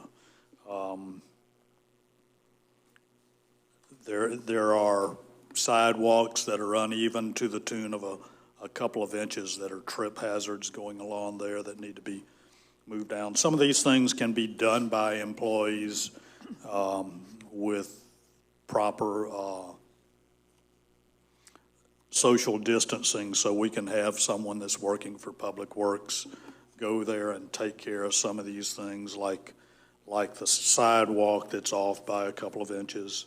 ROC Park needs a lot of attention, fertilizing, pruning, getting new plants in and whatnot, mulching. again, we've got employees that are at home right now that could be doing some of these things. ROC Park needs some more handicap parking. This is a big one for me and a number of other people I've spoken with. Cable and internet service in Madeira Beach. At this time, Spectrum has a hold on Madeira Beach for being able to get both cable service and internet service, so we need to get some competition going on in Madeira Beach. No wake zones in Madeira. This is just my personal opinion, but I think it's time to maybe look at having Madeira Beach being a manatee zone so that we can get a handle on these boats that don't understand what no wake means. Maybe not on the intercoastal itself, because I understand boat traffic needs to come and go. But in these canals and up close to houses, that's got to end. And as Nancy brought up, I'm sorry, as far as Commissioner Price brought up, I had that on my radar also. Building and zoning. Number one on there is make the customer successful. Don't have it like people are trying to pull teeth getting their permits or even asking questions about it. The residents are getting very frustrated. It shouldn't take 4 months to get a permit for a swimming pool. It's just taking way too long. And code enforcement needs to be a little more proactive and customer friendly on getting some things taken care of. I won't go into that in detail now, but in general, we just need to be more customer oriented. And that's my list. Thank you. Well, you didn't talk about the one thing I really wanted to talk about. Maybe you know the answer. What did happen to that beautiful palm tree on Boulevard and 150th? It's funny you mention that because I have it on my list. I talked to the city manager about it. Yeah. It was taken down by an automobile, and we are filing on their insurance to have that tree replaced. Okay. Because I know those trees were So- very expensive. They were, so mission accomplished on that. Okay. Well, it'll be accomplished when the tree is back. When it gets replanted. Yeah. They've already fixed the pavement, because it was newly paved too, and the gasoline spilled on it, and so it was a big mess. So we're getting reimbursement from FDOT for the paving, the extra paving work. Okay. That was part of that project, and the tree should be hopefully soon that they get it back in there. Can you Okay, but imagine hitting that tree? They'd be able He to knock that. didn't go anywhere after that. Oh, that was Sure. it? And then, I'm sure. I heard the whole story the next morning. Really? Oh, it's a I good never- one. I just Oh, looked it's a over- good, it's not for prime time here. Oh, okay. Another comment, Mr. Mayor, about the no-wake zones. I looked into, I had some citizens email me about, okay, great that we're minimum wake. What I really want is no wake. And I looked into a little bit about how to get designated as a manatee zone. And we do that through the county, actually. So I'm gonna do a little more research into that if you don't mind me jumping on that project and No, seeing that'd how be to do it. great. I don't know whether you need to show pictures or whatever, but there's one canal in particular, not too far from where I live, where there are springs. And every time I paddleboard down there, I'm terrified that one of those big manatees is gonna come up because I see them down there. Yeah, And yeah. I'm like, this thing comes up, I'm falling off this board in no time, you know? Well, that's, I'm glad you mentioned that. So and maybe photographs, we can get our citizens involved and get, and I think, I don't know if it's minimum or no wake. If it's only 75 feet across a canal, I believe you can be designated, so there's some easy ways, I think, that we can get some no wake, even though that's not a very easy designation to get. Yeah, I thought, at one time I was told it was within 50 feet of a dock, but then someone recently corrected me on that and said that's not the case. It's a fuel dock. So, Or a public dock. yeah. 300 feet of a, And yeah. that reminds me of something else that I forgot to put on here, and that was the shoaling up of John's Pass. Yeah. That's on my list. We That's need. dangerous. People are. We need, I've seen boats stranded out there. I've seen big boats stranded out there and ended up capsizing. It's like 2 feet deep across there. And that channel has, over the years, shifted south. Those jetties actually need to be extended. It needs to be dredged, and sand is filling in the channel. Under the bridge, there's granite rocks along there. The water used to come up to those rocks, and you could take your boat under the bridge between the first pylons of the bridge and the rocks. You can't do that anymore. It's all beach, so that's gradually filling in more and more. And in fact, It's a dangerous beach. yeah, it is. The currents are terrible. Is so strong there. People sit out there and their kids are playing, and I'm like, Yeah, so we need to. some signage, and we need some dredging, and we need some jetties at John's Pass. That's all I have got, and we can discuss this further. And if everyone could just make specific bullet points to discuss at the next meeting we have on this, and I think we'll be able to run through our actual goals for this next term, and then we can start going like gangbusters and try to get some things going on in this city. I think if I may, by setting some goals, it'll be helpful as well for our capital improvement projects that we have in our budget that we've been working on too, because that has to get presented to you all in the summer and voted on. So by looking at things like the big ticket items, obviously the high and dry and the public works building and the addition to the marina, looking at all those projects and then coming back to you all and say, okay, from looking at your list, these are some of the goals that I see by looking at it, and then we can take that and discuss it and go from there, if you'd like. That's fine with me.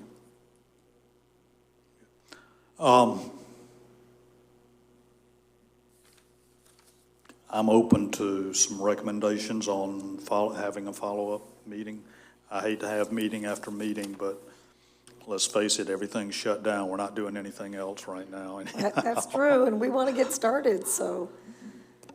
Right, I completely agree. I think we should have another one of these, and we can start, I think Commissioner Hodges hit it on the head earlier today and talk about execution.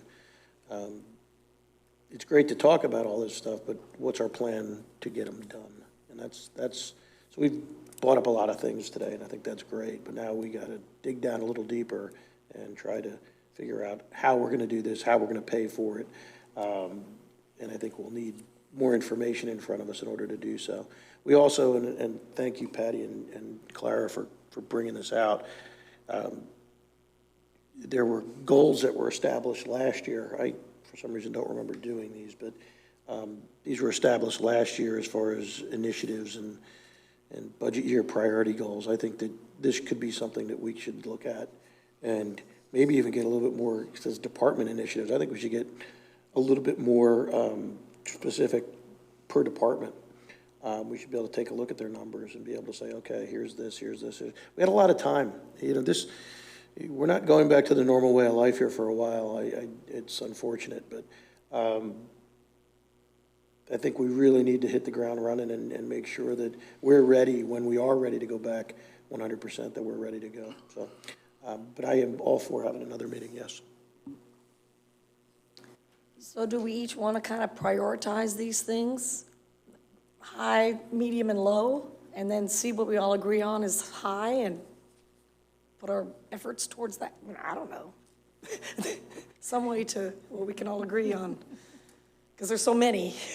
Sure, and like I say, a lot of these lot of the items on this list that I gave y'all are simply things that the city manager can handle and is in the process of doing. We've spoken. So there are, you know, there are some major items on there too. But I wonder if,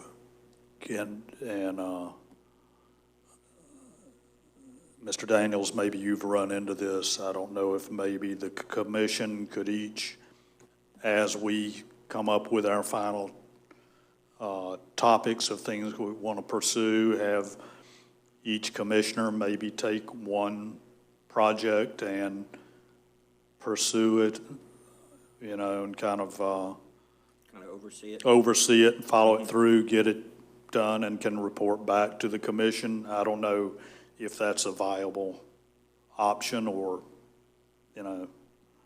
It's okay with me. We'd work through you. Right, but, you know, I mean, obviously, that would be, okay, manatees, so say, okay, that's your project, and that's what you want to go through as your first priority goal, say, okay, well, that's great, we work together on it, I get feedback, give it to you, or vice versa, right. And we get the thing done.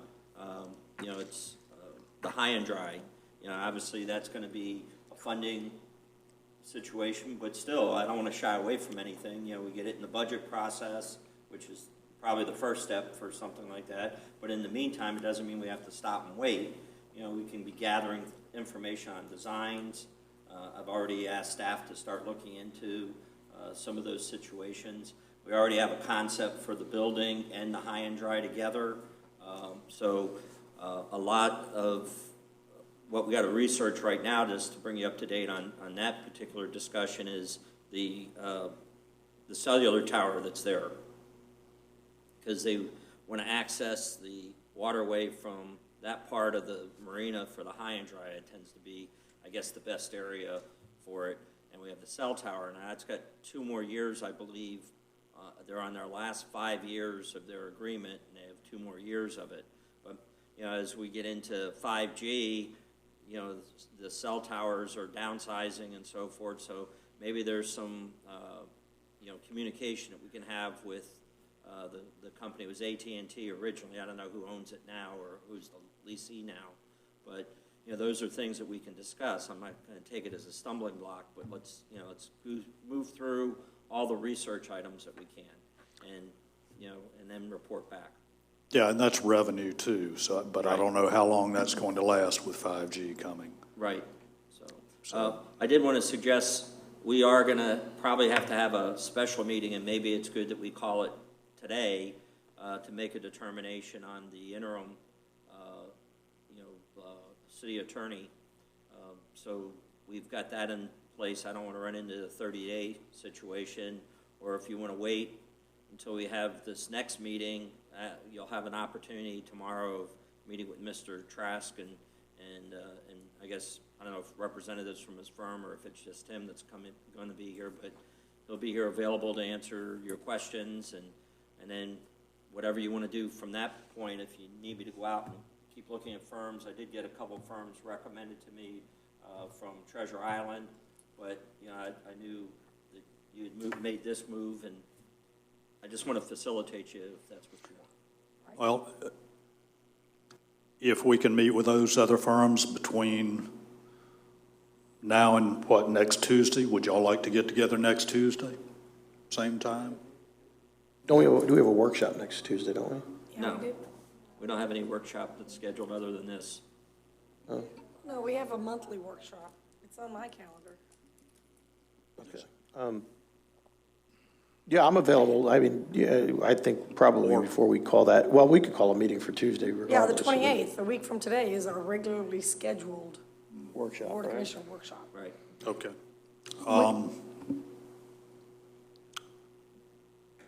How is Wednesday? I'm just thinking if we need to get this done, we could we could talk about that at the workshop, couldn't we?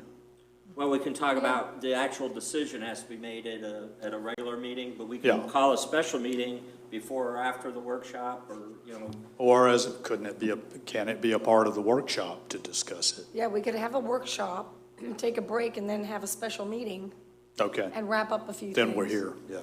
Okay. So you want to do that Wednesday, or you want to do it Tuesday? Well, for right now, Tuesday is the workshop, right? Okay, Yeah. yes. So let's do it Tuesday. Is that agreeable to everybody? And it's already scheduled at 2 o'clock. Do we want to Yeah. go ahead and keep it at 2? Let's keep it at 2 until Because we we get haven't all changed the this handbook, okay. straightened out. and Okay. Are able to notify everyone that we're going to start having them. Are we calling a special meeting after that then? Are we? Yes. So there's going to be a workshop followed by a special meeting? Well, we're going to have to post the special meeting 24 hours in advance, so we probably need to plan on it now. We can always Right. cancel it at that Sure. meeting. Go ahead and bringing it up, yeah, so we could, This way, at least we've Okay. got, we've run through all the legal hoops of posting the meeting and so forth. Yeah. Okay, then how about getting back together with our goals and objectives? Do we want to do that? At the workshop? Yeah. we Do it can at the workshop? Yeah. Okay. Great. For the time of the special meeting on that day, you want me to just set a time of like 5 or? Can't we do it immediately after the workshop meeting? Oh, okay, so the people don't have to be here. I mean, they don't have to be on the phone, or we can just call them up, or? They can give their feedback, we'll get the agenda out, and they can do the same thing with the email, because I'm not sure, we got one of the parts in for our system, but I'm not sure if it's going to be up and ready for next Tuesday, but. Okay, immediately following then. Okay. Sounds good. So you're going to have them email in comments? Yes. Okay, unless we have the availability for calling that. Right, well, if we post it as email, we'll do the email, Right. but if we have the availability to call in, we can do it both ways. Yeah, It's- okay. We just can't take away a method that we've published. Right. Maybe I missed this, and correct me if I'm wrong, but one thing I'd like to see, obviously this is uncharted territory for all of us with these meetings being held the way we're held. We do have people that are watching at home that do have questions when a subject comes up. Is there any way, especially with instant messenger and things along the lines of that we can provide the citizens the ability to, once a topic is being discussed, when we go to public comment, be able for them to, say, instant message Patty, and her be able to read their comment. It can't be more than 200 characters long or whatever. I'm sorry, I'm not really versed in this, but so that we can get public feedback while we're going through our meeting agendas. Just a thought. I mean, especially with the technology that we have, you would think we'd be able to do that. It's a little tough for somebody to do public comment 3 hours before a meeting on a subject that we're going to discuss, and there may be intricacies of the subject that we obviously don't have on paper for them to have read beforehand. Just a thought. I don't know if it has to be done this meeting or next meeting or what have you, but can we work something like that out? That's where we want to be, so that's what we're working toward. Yeah, or even if it's a cell phone laying on the speaker that we had up here last week, to where they can call into a certain number, get on a cell phone, and Makes sense. just a thought. Okay. Anyone else got anything? Okay, it's 3:10. This meeting is adjourned.